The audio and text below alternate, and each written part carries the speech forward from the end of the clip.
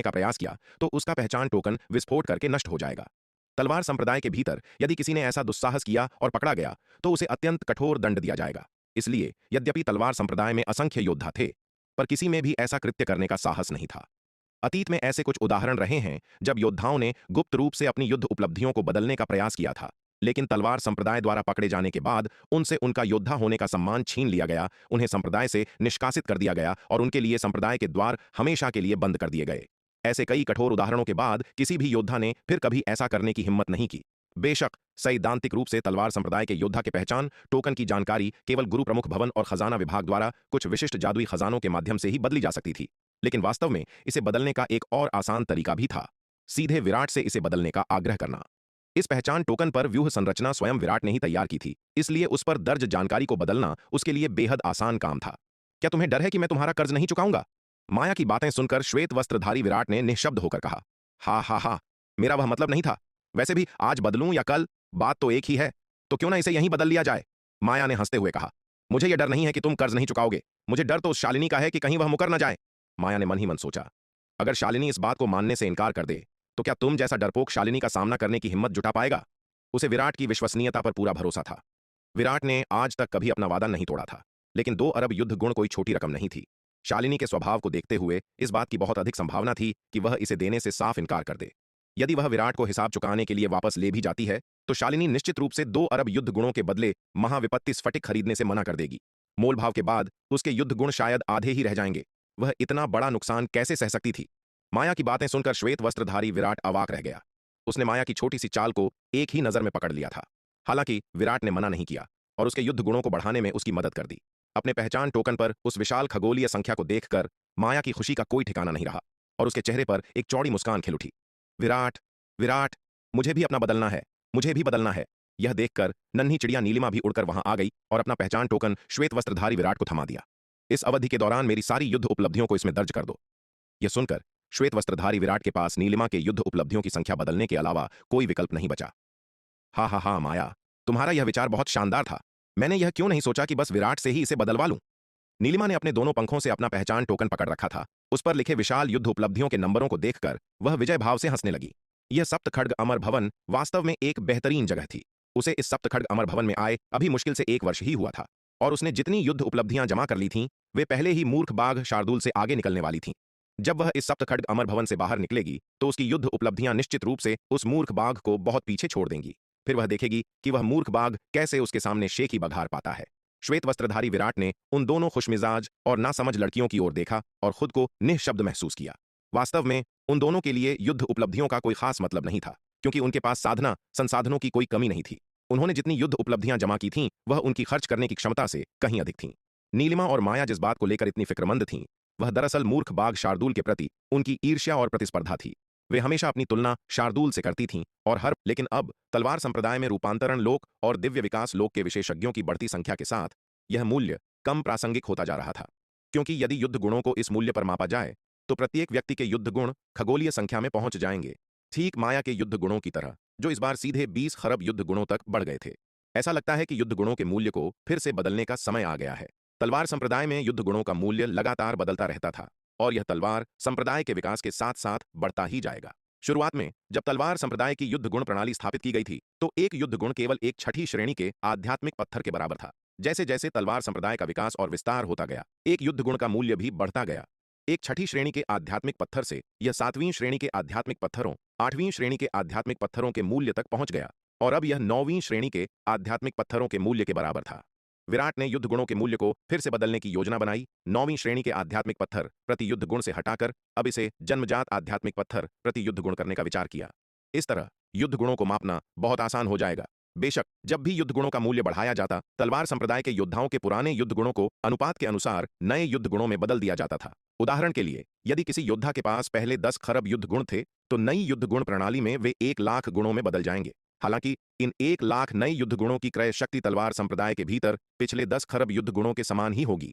योद्धा के युद्ध गुणों के मूल्य में कोई कमी नहीं आएगी। जैसे माया के पास वर्तमान में 20 खरब युद्ध गुण थे, तलवार संप्रदाय द्वारा मूल्य बदलने के बाद उसके युद्ध गुण 20 अरब हो जाएंगे और इन नए 20 अरब युद्ध गुणों का मूल्य पिछले 20 खरब युद्ध गुणों के बराबर ही होगा, जिनकी तलवार संप्रदाय के भीतर समान क्रय शक्ति होगी।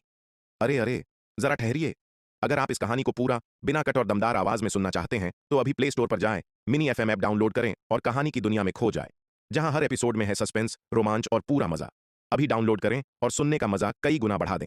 शक्ति सिंधु महाद्वीप, दक्षिणी महाद्वीप, अनंत परम मीनार के दूसरे स्तर में एक बहरे कर देने वाली दहाड़ के साथ विराट के स्वर्ण ड्रैगन अवतार से एक अविश्वसनीय रूप से शक्तिशाली आभा प्रस्फुटित हुई। विराट के स्वर्ण ड्रैगन अवतार ने धीरे धीरे अपनी आंखें खोलीं और उसके चेहरे पर एक हर्षित भाव था। इस क्षण उसने अंततः अर्धचरण महाविपत्ति लोक में सफलता प्राप्त कर ली थी। उसने दिव्य नाग के 9 रूपों के दूसरे परिवर्तन के 9वें स्तर को भी पार कर लिया था। अपने शरीर के भीतर असीम शक्तिशाली ऊर्जा को महसूस करते हुए विराट ने अनुमान लगाया कि इस स्वर्ण ड्रैगन अवतार की युद्ध क्षमता अब एक सामान्य द्वितीय विपत्ति लोक के विशेषज्ञ के बराबर थी। एक बार जब उसका अर्धचरण महाविपत्ति लोक का स्तर स्थिर हो जाएगा तो वह संभवतः एक शीर्ष स्तर के द्वितीय विपत्ति लोक के विशेषज्ञ की बराबरी करने में सक्षम होगा। स्वर्ण ड्रैगन अवतार के अर्धचरण महाविपत्ति लोक में प्रवेश करने के साथ ही तलवार संप्रदाय के पास अंततः 2 द्वितीय विपत्ति लोक के योद्धा हो जाएंगे। वह शार्दुल की वर्तमान स्थिति और उसकी साधना के स्तर के बारे में सोच रहा था। कुछ विचार करने के बाद विराट ने शार्दुल को खोजने और उसकी स्थिति की जांच करने का निर्णय लिया। यह सोचकर विराट का स्वर्ण ड्रैगन अवतार अनंत परम मीनार के दूसरे स्तर से बाहर निकला और स्थानिक स्थानांतरण व्यूह के माध्यम से पश्चिमी महाद्वीप की ओर चल पड़ा। असुरलोक। शार्दुल अंधकार रसातल के किनारे पर लेटा हुआ था। उसकी आंखें आधी बंद थीं। उसके बगल में एल्डर दुष्यंत चापलूसी करते हुए उसके कंधों और पीठ की मालिश कर रहा था। शुरुआत में कुछ योद्धा एल्डर दुष्यंत के इस चापलूसी भरे व्यवहार को नीची नजर से देखते थे, लेकिन अब अधिक से अधिक लोग उसके इस शाही व्यवहार से ईर्ष्या करने लगे थे। शार्दुल के पीछे रहने का मतलब था कि कभी खाने पीने की चिंता नहीं करनी पड़ेगी।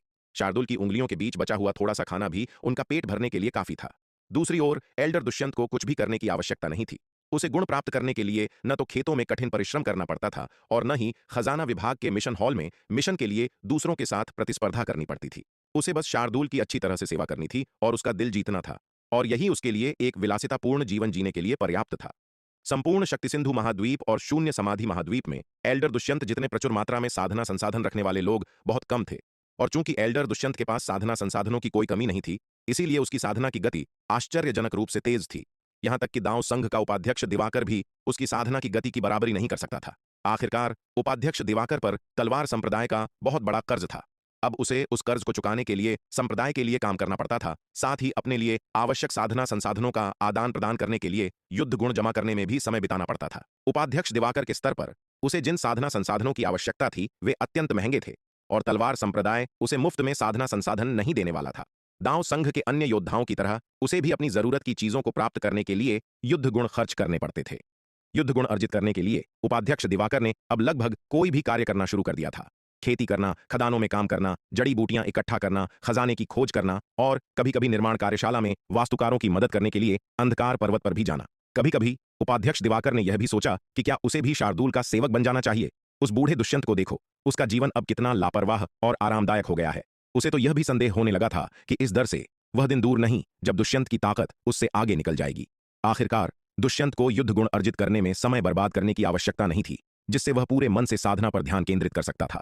पर्याप्त समय और संसाधनों के साथ दुष्यंत की शक्ति का शक्तिशाली न होना लगभग असंभव था। इसलिए शार्दुल का अधीनस्थ बनने का प्रलोभन काफी मजबूत था। हालांकि कुछ विचार करने के बाद उपाध्यक्ष दिवाकर अंततः यह कदम नहीं उठा सका। चाहे कुछ भी हो, वह अब दांव संघ का प्रमुख था, उस बेशर्म बूढ़े दुष्यंत की तरह नहीं। अगर वह शार्दुल का सेवक बन गया तो भविष्य में वह किसी को अपना चेहरा कैसे दिखा पाएगा। शायद दांव संघ के प्रमुख का पद छोड़ने और इन जिम्मेदारियों से मुक्त होने के बाद वह शार्दुल का सेवक बनने पर विचार कर सकता था। शार्दुल! जैसे ही शार्दुल आराम से दुष्यंत की मालिश का आनंद ले रहा था, एक आवाज गूंज उठी। यह आवाज सुनकर शार्दुल तुरंत जमीन से उछल पड़ा। बॉस! शार्दुल चापलूसी करते हुए विराट के स्वर्ण ड्रैगन अवतार के पास दौड़ा और पुकारा। विराट के स्वर्ण ड्रैगन अवतार को आते देख दुष्यंत तुरंत वहां से गायब हो गया। वह शार्दुल के सामने विराट का अभिवादन नहीं कर सकता था। आखिरकार उसने पहले ही शार्दुल को अपना बॉस मान लिया था। अगर वह विराट के साथ भाईचारा निभाता तो शार्दुल की क्या स्थिति रह जाती। शार्दुल, तुम्हारी साधना कैसी चल रही है? विराट ने मुस्कुराते हुए शार्दुल का सिर थपथपाया और पूछा। बुरी नहीं। बॉस ने मुझे जो 22 प्रथम विपत्ति लोक के अंधकार दानवों के शव दिए थे, उनमें से मैंने 15 को पहले ही परिष्कृत कर लिया है। अब मेरी अर्धचरण महाविपत्ति लोक की साधना मूल रूप से स्थिर हो गई है। अपनी वर्तमान ताकत के साथ एक साथ 30 प्रथम विपत्ति लोक के अंधकार दानवों को हराना मेरे लिए कोई बड़ी बात नहीं है, शार्दुल ने गर्व से कहा।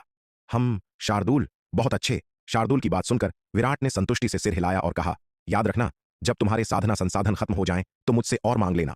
ऐसा लगता है कि इस अवधि के दौरान शार्दुल की ताकत में काफी सुधार हुआ था। एक ही समय में 30 प्रथम विपत्ति लोक के अंधकार दानवों से लड़ पाने में सक्षम होना पहले से ही बेहद शक्तिशाली होना था। सामान्य द्वितीय विपत्ति लोक के विशेषज्ञ ऐसा नहीं कर सकते। केवल शीर्ष स्तर के द्वितीय विपत्ति लोक के विशेषज्ञों के पास ही इतनी ताकत होती है। हालांकि उसके स्वर्ण ड्रैगन अवतार ने अब अर्धचरण महाविपत्ति लोक में प्रवेश कर लिया था और उसकी ताकत में भी काफी वृद्धि हुई थी, लेकिन वह अधिकतम केवल 15 प्रथम विपत्ति लोक के अंधकार दानवों का ही सामना कर सकता था। वह शार्दूल जितना भयंकर नहीं था। मुझे पता है बॉस, शार्दूल ने बार बार सिर हिलाया। शार्दूल को कुछ निर्देश देने के बाद विराट महाव्यूहों की दीवार के निर्माण की प्रगति देखने के लिए अंधकार पर्वत का निरीक्षण करने गया। इस समय अंधकार पर्वत के चारों ओर की व्यूह दीवार लगभग 70 से 80% पूरी हो चुकी थी। निर्माण की इस गति को देखते हुए अनुमान था कि यह भव्य परियोजना अधिक से अधिक 1 या 2 वर्षों में पूरी तरह से तैयार हो जाएगी। यह देखकर विराट का हृदय हर्ष से भर गया।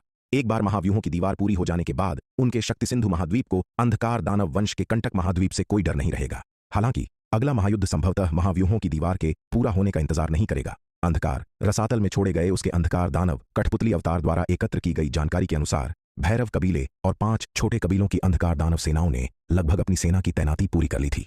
अनुमान था कि अगला महायुद्ध अगले 1 या 2 महीनों में ही शुरू हो जाएगा। यही कारण था कि विराट के निर्मल अवतार ने विशाल कछुए को नए प्राप्त चतुर्थ विपत्ति लोक के जानवर के शव और महाविपत्ति स्फटिकों को वापस भेजने के लिए नहीं कहा था। इसके लिए उनके पास पर्याप्त समय ही नहीं था। वर्तमान में उसका निर्मल अवतार और नीलिमा पत्थरों के जंगल में गहराई तक चले गए थे। वहां से सप्त खड्ग अमर भवन के द्वार तक लौटने में उन्हें कम से कम 2 से 3 महीने लगेंगे।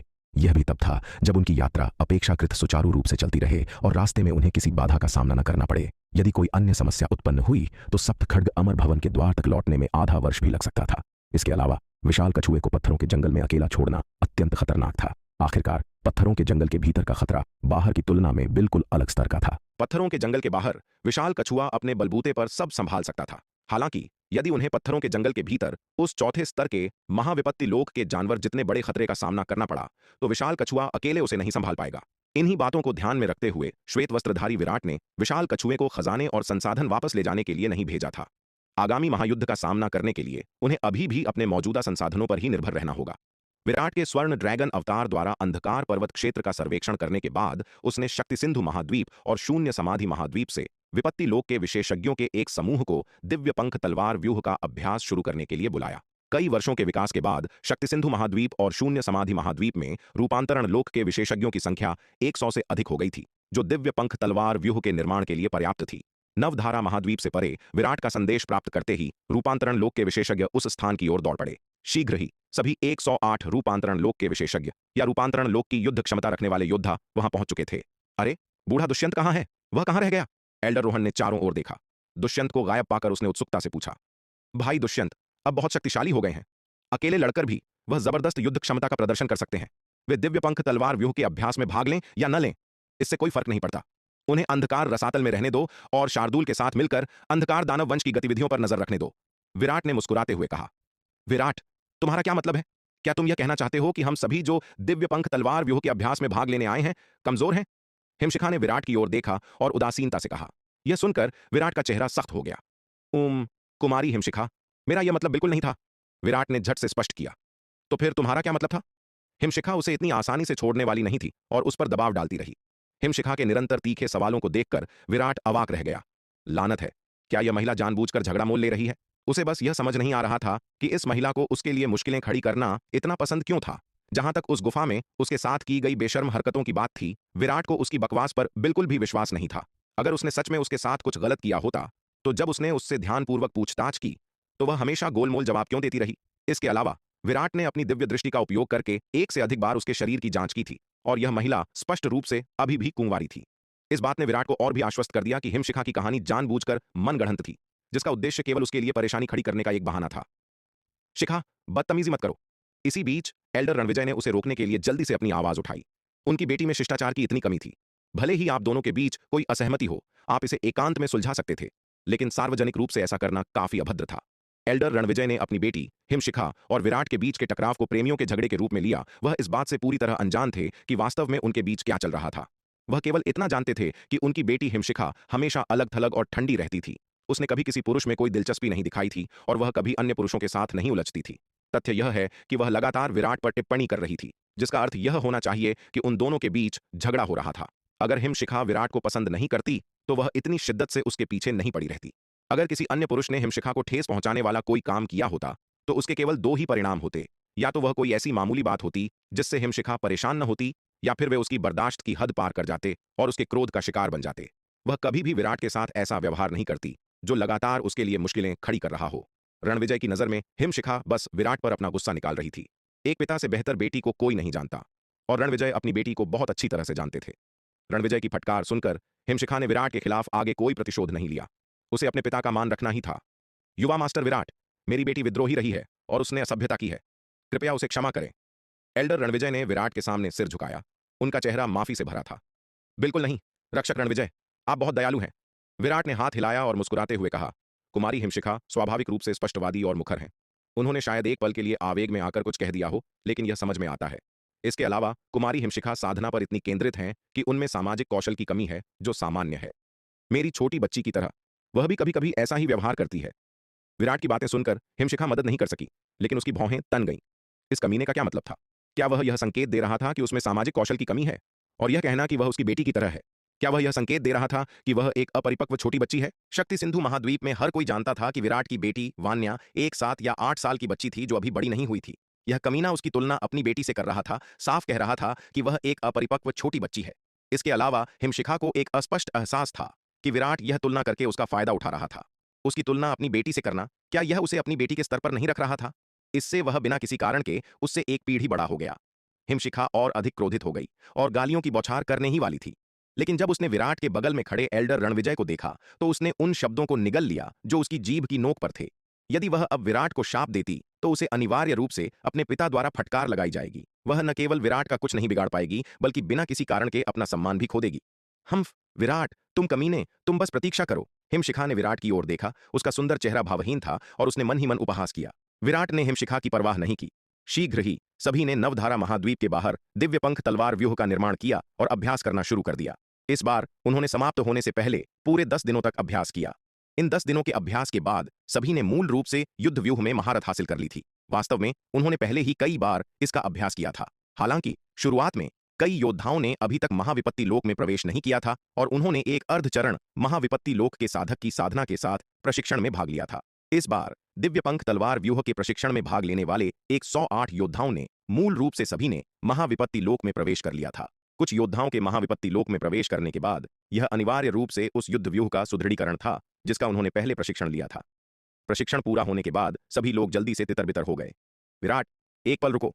जैसे ही विराट जाने वाला था, हिमशिखा ने उसे पुकारा। हिमशिखा, क्या तुम्हें किसी चीज की जरूरत है? विराट स्तब्ध रह गया और उसने उससे पूछा।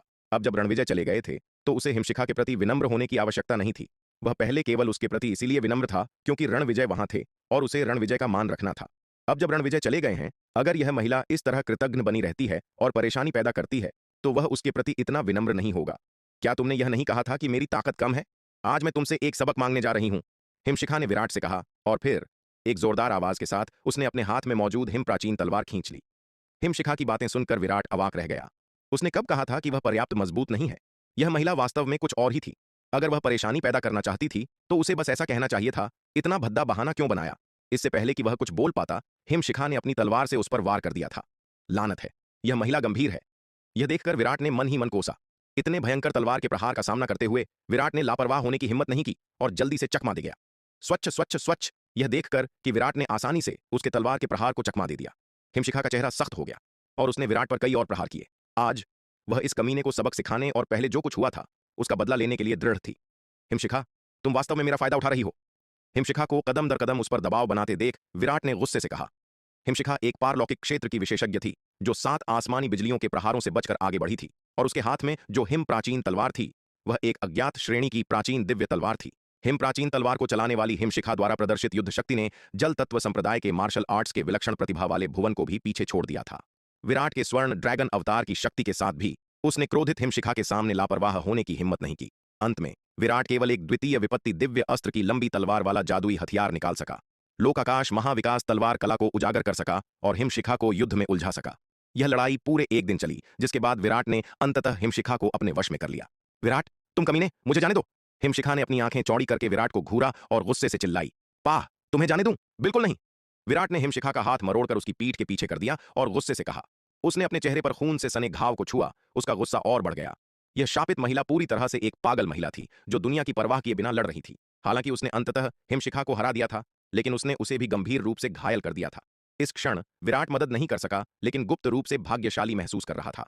सौभाग्य से उसके स्वर्ण ड्रैगन अवतार ने अभी अभी अर्धचरण महाविपत्ति लोक में प्रवेश किया था, जिससे उसकी ताकत बहुत बढ़ गई थी। अन्यथा अगर वह सफलता प्राप्त करने से पहले हिमशिखा से लड़ता तो वह पूरी तरह से अपमानित हो जाता। यह अविश्वसनीय रूप से शर्मनाक होता। अगर वह सच में इस महिला से हार गया होता तो उसके प्रति उसके मन में मौजूद असीम आक्रोश को देखते हुए कौन जानता था कि वह उसे कैसे यातनाएं देती।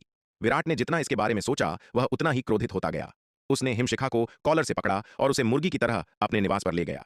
इस बार उसने इस महिला को एक गहरा सबक सिखाने का फैसला किया था, ताकि वह यह न सोचे कि वह ऐसा व्यक्ति है जिसके साथ खिलवाड़ किया जा सके। हिमशिखा को यह उम्मीद नहीं थी कि महाविपत्ति लोक में प्रवेश करने के बाद भी एक ऐसा क्षेत्र जहां वह 7 आसमानी बिजलियों के प्रहारों से बचकर पहुंची थी, वह अभी भी विराट से हार जाएगी। आक्रोश की एक लहर उस पर छा गई। जब उसने विराट को उसे अपने निवास पर वापस ले जाते देखा तो भय की एक लहर उस पर छा गई। विराट, तुम क्या चाहते हो? इस बार हिमशिखा सचमुच भयभीत थी। विराट के उग्र भाव को देखकर ऐसा लग रहा था कि वह वास्तव में क्रोधित था।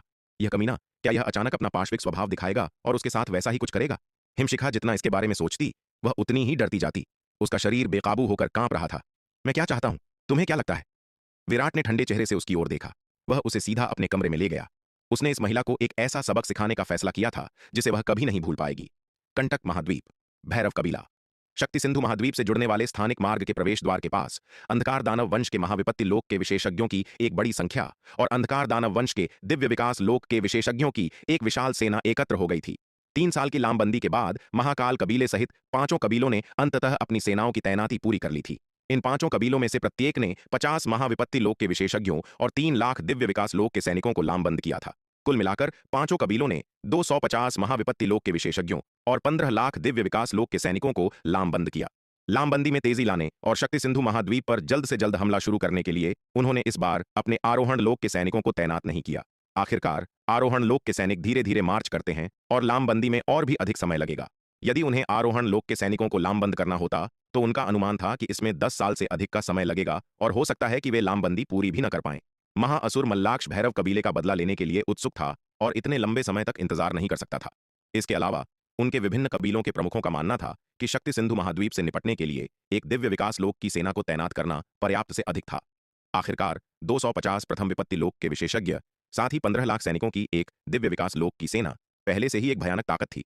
इसके अलावा शक्ति सिंधु महाद्वीप के अंधकार रसातल में भैरव कबीले के 29 प्रथम विपत्ति लोक के विशेषज्ञ अभी भी तैनात थे।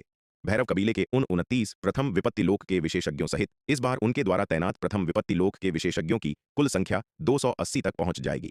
280 प्रथम विपत्ति लोक के विशेषज्ञों और 15 लाख सैनिकों की एक दिव्य विकास लोक की सेना के साथ उन्होंने यह मानने से इनकार कर दिया कि शक्ति सिंधु महाद्वीप उनका सामना कर सकता है। मल्लाक्ष, चलो शुरू करते हैं, महाकाल कबीले के प्रमुख फणींद्र ने मल्लाक्ष से कहा। ठीक है, तो सभी लोग इस स्थानिक मार्ग को स्थिर करने के लिए मिलकर काम करें। मल्लाक्ष ने सिर हिलाया और कहा। तुरंत मल्लाक्ष, फणींद्र सहित 5 कबीलों के प्रमुखों और विभिन्न कबीलों के द्वितीय और तृतीय विपत्ति लोक के अंधकार दानव वंश के विशेषज्ञों ने शक्ति सिंधु महाद्वीप से जुड़ने वाले स्थानिक मार्ग को स्थिर करने के लिए हाथ मिलाया। इस बार बड़ी संख्या में शक्तिशाली व्यक्तियों के शामिल होने के कारण स्थानिक मार्ग को स्थिर करना बहुत आसान था। हालांकि इतने सारे विशेषज्ञों के एक साथ काम करने के बावजूद वे केवल एक प्रथम विपत्ति लोक के विशेषज्ञ के गुजरने के लिए पर्याप्त सीमा तक स्थानिक मार्ग को स्थिर कर सकते थे, लेकिन इसे उस बिंदु तक नहीं बढ़ा सकते थे जहां से एक द्वितीय विपत्ति लोक का विशेषज्ञ गुजर सके। जल्दी से काम करो। स्थानिक मार्ग के स्थिर होते ही फणींद्र ने महाकाल कबीले के प्रथम विपत्ति लोक के अंधकार दानव विशेषज्ञों पर चिल्लाया। यह सुनकर महाकाल कबीले के प्रथम विपत्ति लोक के अंधकार दानव विशेषज्ञ तुरंत स्थानिक मार्ग से होते हुए शक्ति सिंधु महाद्वीप में चले गए। अन्य 4 कबीलों के प्रमुखों ने भी अपने अपने कबीलों के प्रथम विपत्ति लोक के अंधकार दानव विशेषज्ञों को स्थानिक मार्ग से होते हुए तेजी से शक्ति सिंधु महाद्वीप जाने का आदेश दिया। एक के बाद एक प्रथम विपत्ति लोक के अंधकार दानव विशेषज्ञ एक निरंतर धारा की तरह स्थानिक मार्ग के माध्यम से शक्ति सिंधु महाद्वीप के अंधकार रसातल में उतरे। असुरलोक, अंधकार रसातल। विराट के अंधकार दानव कठपुतली अवतार ने देखा कि शक्ति सिंधु महाद्वीप और कंटक महाद्वीप को जोड़ने वाला स्थानिक मार्ग एक बार फिर अचानक स्थिर हो गया है। ठीक उसके बाद एक के बाद एक प्रथम विपत्ति लोक के अंधकार दानव विशेषज्ञ इस स्थानिक मार्ग से अंधकार रसातल के ऊपर आसमान में उतरे। यह देखकर विराट का दिल कांप उठा। वे अंततः आ ही गए। इस बार स्थानिक मार्ग पहले की तुलना में और भी अधिक स्थिर था, इसलिए ये प्रथम विपत्ति लोक के अंधकार दानव विशेषज्ञ अत्यधिक तेजी से उतरे। कुछ ही सांसों के भीतर 100 से अधिक प्रथम विपत्ति लोक के अंधकार दानव विशेषज्ञ स्थानिक मार्ग से अंधकार रसातल में उतर चुके थे। अंततः पूरे 250 प्रथम विपत्ति लोक के अंधकार दानव विशेषज्ञ इस स्थानिक मार्ग से निकले। इन 250 प्रथम विपत्ति लोक के अंधकार दानव विशेषज्ञों के आगमन के बाद दिव्य विकास लोक की अंधकार दानव सेना उतरने लगी। यह देखकर विराट को बड़ा आश्चर्य हुआ। इस बार अंधकार दानव वंश द्वारा लामबंद की गई शक्ति को वास्तव में कम करके नहीं आंका जाना चाहिए। उन्होंने अकेले पूरे 250 प्रथम विपत्ति लोक के अंधकार दानव वंश के विशेषज्ञों को लामबंद किया है।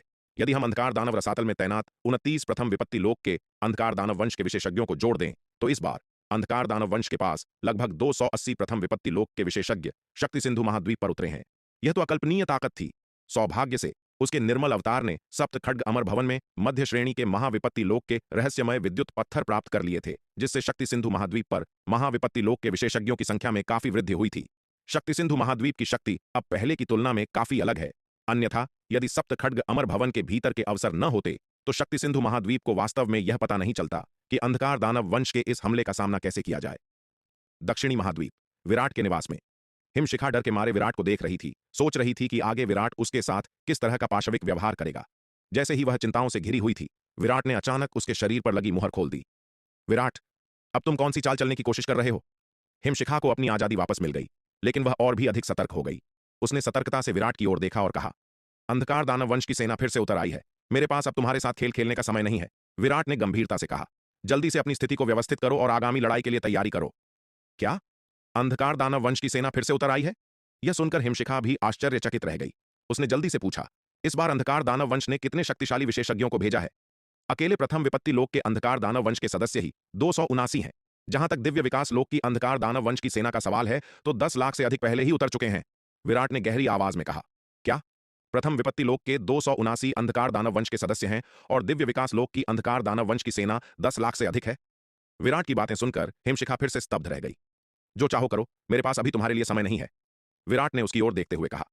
इसके साथ ही आगामी लड़ाई की तैयारी के लिए तलवार संप्रदाय की शक्ति को लामबंद करने हेतु विराट का स्वर्ण ड्रैगन अवतार कमरे से निकल गया। इस बीच विराट का मुख्य शरीर युद्ध की तैयारी में सभी पक्षों से बलों को लामबंद करना शुरू करने के लिए अनंत परम मीनार के दूसरे स्तर से बाहर उभरा। यह देखकर हिमशिखा जल्दी से पालथी मारकर बैठ गई। उसने प्राचीन महाद्वीप से एक आड़ू निकाला, उसे खाया और उसे परिष्कृत करने के लिए अपनी आंतरिक ऊर्जा को प्रसारित किया, इस उम्मीद में कि उसका सच्चा सार जल्दी से ठीक हो जाएगा। विराट के स्वर्ण ड्रैगन अवतार के साथ लड़ाई ने उस पर भारी असर डाला था। आगामी लड़ाई के लिए बेहतर तैयारी करने के लिए उसे जल्द से जल्द अपनी चरम स्थिति में वापस आने की आवश्यकता थी। विराट के शब्दों से वह अनुमान लगा सकती थी कि आगामी लड़ाई एक अत्यंत भयंकर और क्रूर होने वाली थी और वह लापरवाह होने का जोखिम नहीं उठा सकती थी। प्राचीन महाद्वीप के आड़ू के शक्तिशाली औषधीय प्रभावों के तहत हिमशिखा का सच्चा सार तेजी से ठीक होने लगा। कुछ ही पलों में उसका सच्चा सार अपने चरम पर लौट आया था। अपना सच्चा सार वापस पाने के बाद हिमशिखा ने कोई संकोच नहीं किया और तुरंत स्थानिक मार्ग के माध्यम से पश्चिमी महाद्वीप की यात्रा की। जब तक वह पहुंची, शक्ति सिंधु महाद्वीप और शून्य समाधि महाद्वीप के रूपांतरण लोक के विशेषज्ञ लगभग सभी एकत्र हो चुके थे। अंधकार दानव वंश के आगमन की खबर मिलते ही विराट ने तुरंत रूपांतरण लोक के विशेषज्ञों को पश्चिमी महाद्वीप में जल्दी से इकट्ठा होने के लिए सूचित किया। विराट का संदेश प्राप्त करने पर रूपांतरण लोक के इन विशेषज्ञों ने संकोच करने की हिम्मत नहीं की और तुरंत वहां पहुंच गए। भाई विराट, क्या आपके पास इस बार निपटने की कोई योजना है? उपाध्यक्ष दिवाकर ने गंभीर भाव से विराट से पूछा। इस बार शक्ति सिंधु महाद्वीप के सामने जो स्थिति थी वह असाधारण थी। 279 प्रथम विपत्ति लोक के अंधकार दानव वंश के विशेषज्ञ और 10 लाख से अधिक दिव्य विकास लोक के विशेषज्ञों की सेना। यह बल 1 करोड़ साल पहले शक्ति सिंधु महाद्वीप पर अंधकार दानव वंश के हमले से भी अधिक भयानक था। हालांकि अंधकार दानव वंश जिसने पहले शक्ति सिंधु महाद्वीप पर हमला किया था उसमें कुछ तृतीय विपत्ति लोक के विशेषज्ञ शामिल थे। उनके प्रथम विपत्ति लोक के विशेषज्ञों की संख्या इस बार की तुलना में बहुत कम थी। इसके अलावा दिव्य विकास लोक के विशेषज्ञों की संख्या भी काफी कम थी। यह कहा जा सकता है कि इस बार शक्ति सिंधु महाद्वीप के सामने जो स्थिति थी वह करोड़ों साल पहले की तुलना में कहीं अधिक गंभीर थी। चूंकि वे सभी आ ही गए हैं तो स्वाभाविक रूप से हमें उनके लिए एक भव्य उपहार तैयार करना होगा, विराट ने मुस्कुराते हुए कहा। हालांकि इस बार अंधकार दानव वंश की सेनाएं मजबूत थीं, लेकिन शक्ति सिंधु महाद्वीप भी कोई कमजोर नहीं था। अंधकार दानव वंश से निपटने के लिए अब उसके पास पहले की तुलना में कहीं अधिक तरीके थे। इसलिए जबकि विराट ने इस लड़ाई को गंभीरता से लिया, वह ज्यादा घबराया नहीं था। विराट के शांत व्यवहार को देखकर हर कोई काफी सहज महसूस कर रहा था।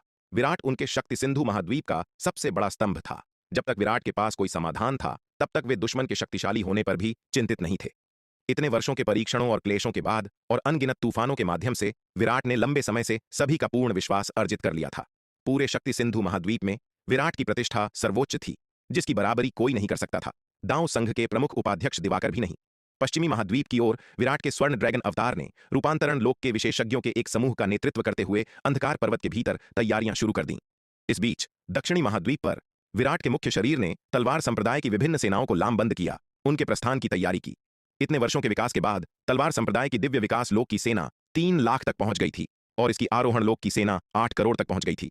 दांव संघ की दिव्य विकास लोक की सेना 2 लाख तक पहुंच गई और इसकी आरोहण लोक की सेना 6 करोड़ तक पहुंच गई।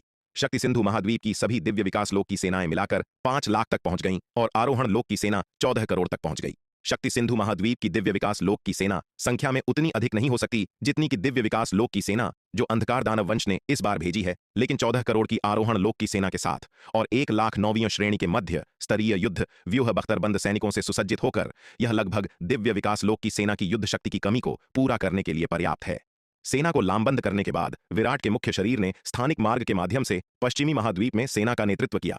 अब जब शक्ति सिंधु महाद्वीप को रक्त कबीले का कोई खतरा नहीं था, इस बार विराट की सेना पूरी तरह से लामबंद हो गई थी और दक्षिणी महाद्वीप की रक्षा के लिए ज्यादा बल नहीं बचा था। पश्चिमी महाद्वीप, अंधकार रसातल। एक के बाद एक दिव्य विकास लोक की अंधकार दानव वंश की सेना स्थानिक मार्ग के माध्यम से शक्ति सिंधु महाद्वीप में उतर आई। 1 घंटे बाद 15 लाख दिव्य विकास लोक की अंधकार दानव वंश की सेना पूरी तरह से शक्ति सिंधु महाद्वीप में उतर चुकी थी। अंधकार रसातल के ऊपर अंधकार दानवों की एक विशाल सेना ने सूरज को ढक लिया। इस सेना के साथ शक्ति सिंधु महाद्वीप में अंधकार दानव ऊर्जा की एक विशाल घनी आभा आई। संपूर्ण अंधकार रसातल लगभग पूरी तरह से इस असीम अंधकार राक्षसी ऊर्जा में ढका हुआ था। राक्षसी ऊर्जा से भरा हुआ अंधकार रसातल अब नरक के गहरे रसातल जैसा लग रहा था। असुर सांब, रास्ता दिखाओ। 5 कबीलों और 15 लाख अंधकार दानवों के दिव्य विकास लोक में एकत्र होने के बाद सेनाओं में से एक के समक्ष प्रथम विपत्ति लोक के एक अंधकार दानव सेनापति ने सांब की ओर देखा और उदासीनता से कहा। यह अंधकार दानव सेनापति बद्रिक था, जो महाकाल कबीले का एक उत्कृष्ट योद्धा था। वह महाकाल कबीले की सेना का नेतृत्व करेगा। सेनापति बद्रिक, आप अभी निकल रहे हैं? क्या आपको पहले शक्ति सिंधु महाद्वीप की स्थिति से परिचित नहीं होना चाहिए? असुर सांब ने आश्चर्यचकित होकर पूछा। इसमें परिचित होने वाली क्या बात है? यह बस एक छोटा सा शक्ति सिंधु महाद्वीप है। हमारे 5 कबीलों के एक साथ आने से क्या आपको लगता है कि हम एकमात्र शक्ति सिंधु महाद्वीप पर कब्जा नहीं कर सकते? असुर सांब, क्या आपको लगता है कि हम सभी आपके जैसे कचरा हैं? इस क्षण एक अन्य अंधकार दानव सेना के सामने प्रथम विपत्ति लोक के एक सेनापति ने सांब का उपहास किया। यह प्रथम विपत्ति लोक का अंधकार दानव गजेंद्र था, जो अंधक कबीले का एक प्रसिद्ध सेनापति था और इस बार अंधक कबीले की सेना का नेता भी था। वास्तव में अंधक कबीला भैरव और महाकाल कबीलों से कमजोर था। अतीत में अंधक कबीले के एक सेनापति ने कभी भी भैरव कबीले के सेनापति के सामने इतना अहंकारी होने की हिम्मत नहीं की होगी, लेकिन अब शक्ति सिंधु महाद्वीप के खिलाफ युद्ध में भैरव कबीले को भारी नुकसान हुआ था और वह कंटक महाद्वीप का हंसी का पात्र बन गया था। इसका मतलब यह भी था कि महाकाल और अंधक कबीलों के सेनापतियों ने अब भैरव कबीले के सेनापतियों को नीची नजर से नहीं देखा। गजेंद्र का असभ्य उपहास सुनकर सांब को क्रोध आ गया। यह अपमानजनक था। अंधक कबीले के एकमात्र सेनापति की उसके प्रति इतने अनादर की हिम्मत कैसे हुई? अतीत में उसने उसे बहुत पहले ही मार दिया होता, लेकिन अफसोस, समय बदल गया था। बार बार मिली हार के बाद उनके भैरव कबीले की ताकत बुरी तरह से कमजोर हो गई थी। इससे उनका प्रभाव और प्रतिष्ठा काफी कम हो गई थी। इसके अलावा युद्ध के मैदान में कई हार के पीछे का अपराधी होने के कारण उसे लंबे समय से भैरव कबीले द्वारा पापी माना जाता था। कबीले के भीतर भी बहुत कम लोग उसका सम्मान करते थे। अन्य कबीलों के लोगों की तो बात ही छोड़ दें। परिस्थितियों से मजबूर होकर सांब, हालांकि उग्र था, केवल अपने क्रोध को दबा सकता था। उसकी कसकर बंधी हुई मुट्ठी आखिरकार ढीली हो गई। क्या आप सुनिश्चित हैं कि आप अभी शक्ति सिंधु महाद्वीप पर हमला करने के लिए निकलना चाहते हैं? सांब ने एक गहरी सांस ली। बद्रिक, गजेंद्र और अन्य कबीले के सेनापतियों की ओर देखा और गहरी आवाज में कहा, शक्ति सिंधु महाद्वीप उतना सरल नहीं है जितना आप सोचते हैं। मैं आपको सलाह देता हूं कि जल्दबाजी में कार्य न करें, अन्यथा आपको भारी नुकसान उठाना पड़ेगा और इसके लिए मुझे दोष मत देना कि मैंने आपको पहले से चेतावनी नहीं दी। बस रास्ता दिखाओ, बकवास करना बंद करो। बद्रिक ने भौहें सिकोड़ते हुए कहा, जब हमारा सामना दुश्मन से होगा तो हम उनसे निपट लेंगे। हमें तुम्हारे जैसे कचरे की जरूरत नहीं है। अगर तुम्हें डर लगता है तो जब हमारा सामना दुश्मन से हो तो तुम हमारे पीछे छिप सकते हो। बद्रिक की बातें सुनकर सांप का चेहरा गुस्से से पीला पड़ गया। उसने विनम्रतापूर्वक उन्हें याद दिलाया था, लेकिन इन कमीनों ने न केवल इसकी सराहना नहीं की बल्कि इस तरह उसका अपमान भी किया। ठीक है, अगर वे मौत को दावत देने पर अड़े हैं तो वे किसी और को दोष नहीं दे सकते। वैसे भी अगर वे हार जाते हैं तो कम से कम उसके पास कुछ कंपनी होगी। अकेले उपहास का पात्र बनने के बजाय उसके साथ लोगों का एक समूह होगा। यह सोचकर सांप ने उन्हें आगे समझाने की कोशिश न करने का फैसला किया। ठीक है, चूंकि ऐसी बात है तो मेरे पीछे आओ। सांप ने कबीले के सेनापतियों की ओर देखा और शांति से कहा। इसके साथ उसने नेतृत्व किया और अंधकार रसातल के बाहर की ओर उड़ चला। अंधकार रसातल के बाहर, बॉस, वे अंधकार दानव कमीने बाहर आ रहे हैं, हम क्या करें? अंधकार रसातल के बाहर से अंधकार दानवों की गतिविधियों पर नजर रखने वाले एल्डर दुष्यंत ने सांप को अपने दल बल के साथ अंधकार दानवों की एक बड़ी सेना का नेतृत्व करते हुए देखा तो शार्दुल की ओर मुड़कर पूछा। अंधकार दानवों की उस विशाल काली सेना को उड़ते हुए देखकर दुष्यंत की रीढ़ में सिहरन दौड़ गई। लानत है, इतने सारे अंधकार दानव रूपांतरण लोक के विशेषज्ञ। अगर उन्होंने उसे घेर लिया तो वह शायद बिना किसी निशान के निगल लिया जाएगा। लेकिन अगर शार्दुल ने उनसे आमने सामने लड़ने का विकल्प चुना तो उसके पास कड़वा घूंट पीने के अलावा कोई विकल्प नहीं था। चूंकि उसने पहले ही शार्दुल को अपना नेता मान लिया था, इसलिए स्वाभाविक रूप से उसे अपने नेता के साथ आगे बढ़ना और पीछे हटना पड़ा। पहले पीछे हटो, शार्दुल ने अंधकार दानव सेना की ओर देखते हुए कहा। उसके नेता ने उसे पहले ही निर्देश दिया था कि इन अंधकार दानव कमीनों के साथ सीधे टकराव में न उलझे। उसकी अपनी योजना थी। उसका काम केवल अंधकार दानव सेना की गतिविधियों पर नजर रखना था और कुछ भी मायने नहीं रखता था। जी बॉस। दुष्यंत ने जल्दी से सिर हिलाया। यह देखकर कि शार्दूल ने अंधकार दानव सेना के साथ सीधे भिड़ने का विकल्प नहीं चुना था, उसने राहत की सांस ली। बिना किसी हिचकिचाहट के दोनों दूर उड़ गए। एक बार जब वे अंधकार रसातल से दूर हो गए तो शार्दूल ने दुष्यंत से कहा, बूढ़े दुष्यंत, तुम जाओ और पहले मेरे बॉस से मिलो, मैं यहां निगरानी करूंगा। दुष्यंत थोड़ा स्तब्ध रह गया। वह कुछ कहने ही वाला था कि शार्दूल ने अपना पंजा हिलाया और कहा, निगरानी के लिए तुम्हें बहुत से लोगों की जरूरत नहीं है। इसके अलावा तुम्हारी अपनी आभा को छिपाने की क्षमता मेरी तुलना में कमजोर है। अगर तुम मेरे साथ रहोगे तो तुम मेरे ठिकानों को उजागर कर सकते हो। ठीक है, दुष्यंत केवल सिर हिलाकर कह सका। फिर दुष्यंत विराट और अन्य लोगों से मिलने के लिए चुपचाप उस जगह से चला गया। दुष्यंत के जाने के बाद शार्दूल ने दूर से ही अंधकार दानव सेना की गतिविधियों पर नजर रखना जारी रखा और किसी भी समय विराट को स्थिति की सूचना दी। यह स्वाभाविक रूप से अपनी आभा को छिपाने में सक्षम था और विराट द्वारा परिष्कृत छलावरण ताबीज के साथ जब तक कि यह कोई हिंसक कदम नहीं उठाता, इसका छलावरण लगभग परिपूर्ण था। यह दूर से देख रहा था और मूल रूप से अंधकार दानव सेना में कोई भी इसकी उपस्थिति का पता नहीं लगा सकता था। सेनापति बद्रिक इंसान चालाक और विश्वासघाती होते हैं। बेहतर होगा कि आप अपने सैनिकों को तितर-बितर कर दें और एक जगह पर ध्यान केंद्रित न करें। ऐसा न हो कि आप इंसानों की घात में गिर जाएं और भारी नुकसान उठाएं। सांब ने थोड़ी देर आगे उड़ान भरी, एक पल के लिए सोचा, फिर रुका और बद्रिक, गजेंद्र और अन्य लोगों की ओर मुड़ा।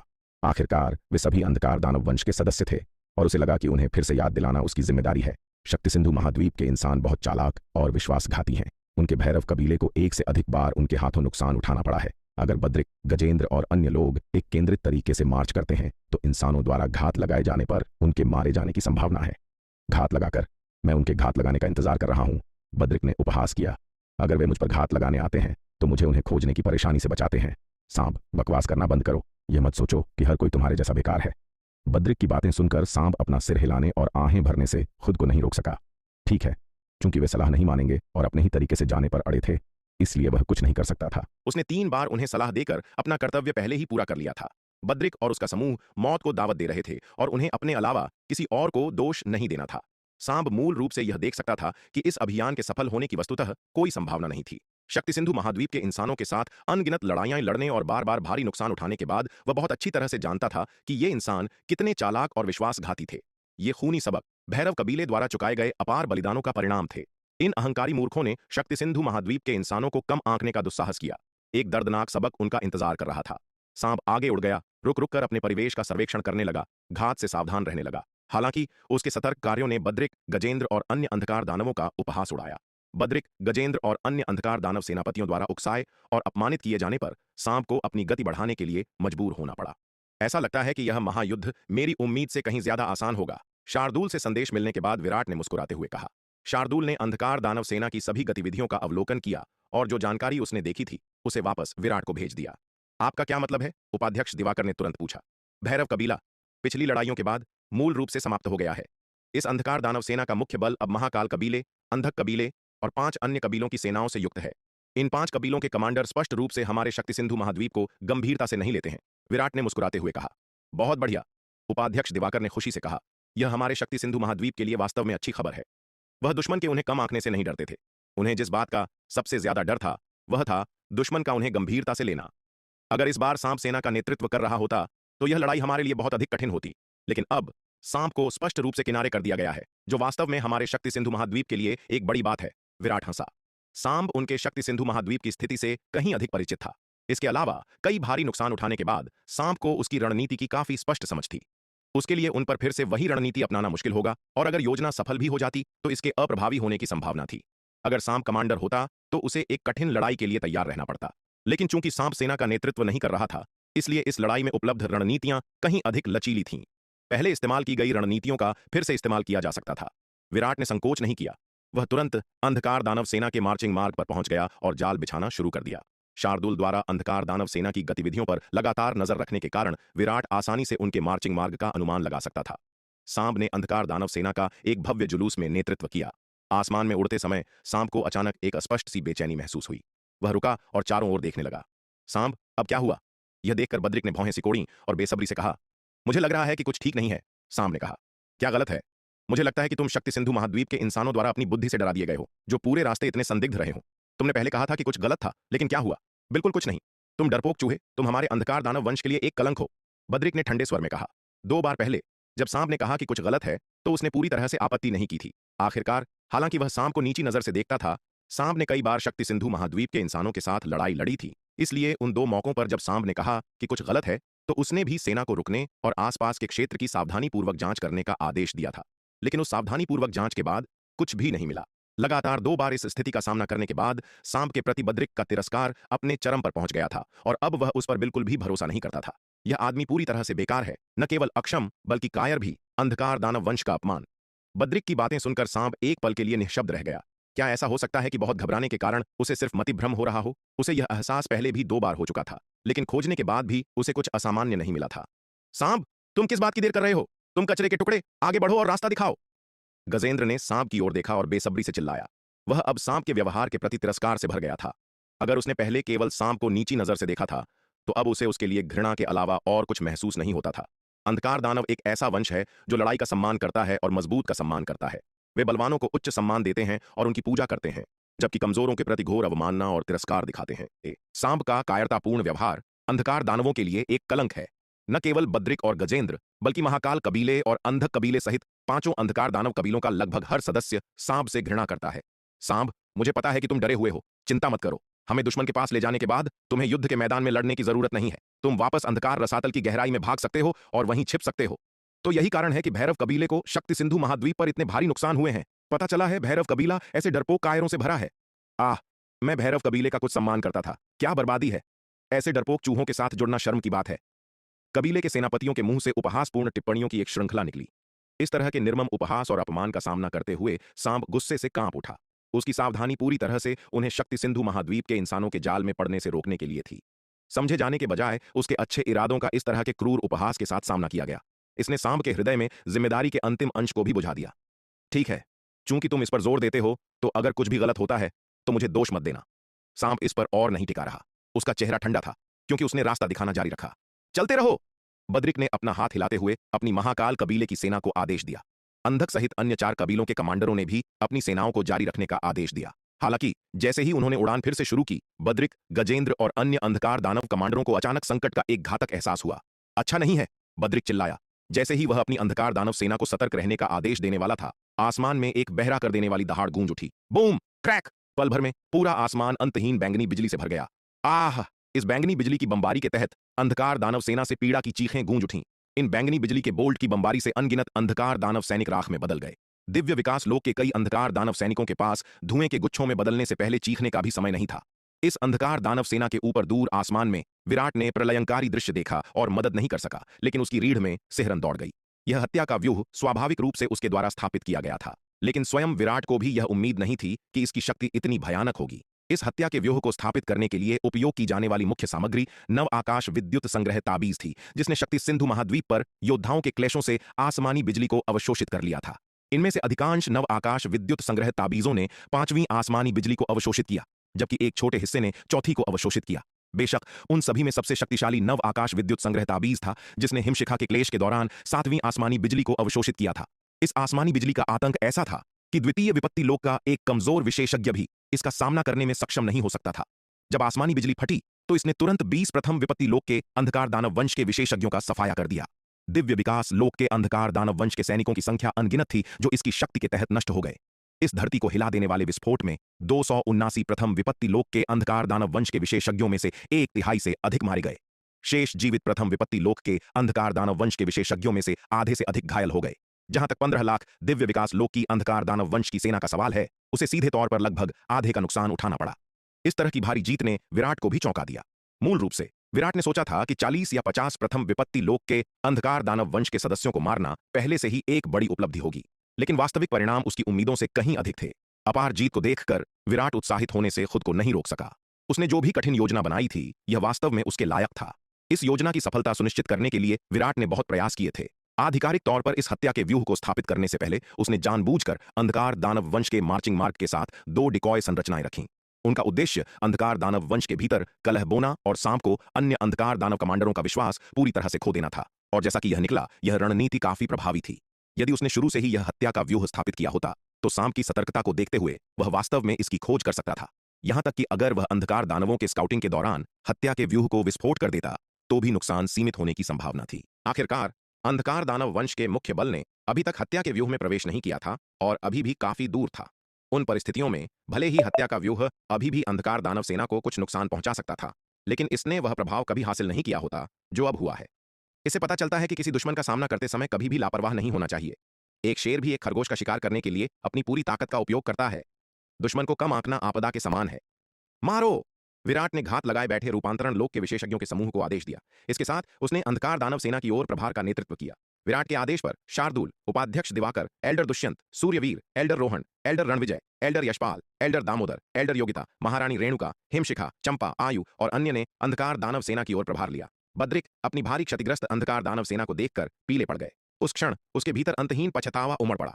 उसे सांप की सलाह माननी चाहिए थी। उसे दुश्मन को कम नहीं आंकना चाहिए था। उसकी स्थिति अपेक्षाकृत अच्छी थी। हालांकि वह भी गंभीर रूप से घायल हो गया था, लेकिन कम से कम उसकी जान बच गई थी। जहां तक अंधक कबीले की अंधकार दानव सेना के कमांडर का शरीर विनाशकारी विस्फोट में टुकड़ों में उड़ गया और उसकी तुरंत मौत हो गई। उसे विश्वास ही नहीं हो रहा था कि शक्ति सिंधु महाद्वीप के पास इतनी भयानक हत्या की तकनीक हो सकती है। इसके अलावा विस्फोट होने से पहले उसने इस हत्या के व्यूह को बिल्कुल भी महसूस क्यों नहीं किया था। आसपास के आसमान में व्यूह का कोई नामो निशान भी नहीं था। यह तरीका अविश्वसनीय को ऊपर आने दे और आराम करने दे। माया ने हाथ बढ़ाया और कुर्मा के खोल को थपथपाया।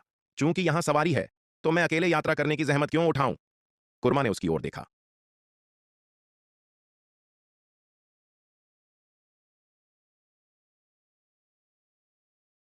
यह तरीका सचमुच अकल्पनीय था। जैसे ही सेनापति बद्रिक पूरी तरह से स्तब्ध खड़ा था, दूर से बड़ी संख्या में मानव जाति के पारलौकिक क्षेत्र के विशेषज्ञ उनकी ओर तेजी से बढ़ रहे थे। व्यूह बनाओ, तुरंत व्यूह बनाओ! यह देखकर सेनापति बद्रिक ने घबराहट में चिल्लाते हुए आदेश दिया। बचे हुए 5 कबीलों के अंधकार दानव सेनापति मानव जाति के पारलौकिक क्षेत्र के विशेषज्ञों को अपनी ओर आते देख पागलों की तरह अपनी सेनाओं को युद्ध व्यूह बनाने का निर्देश देने लगे।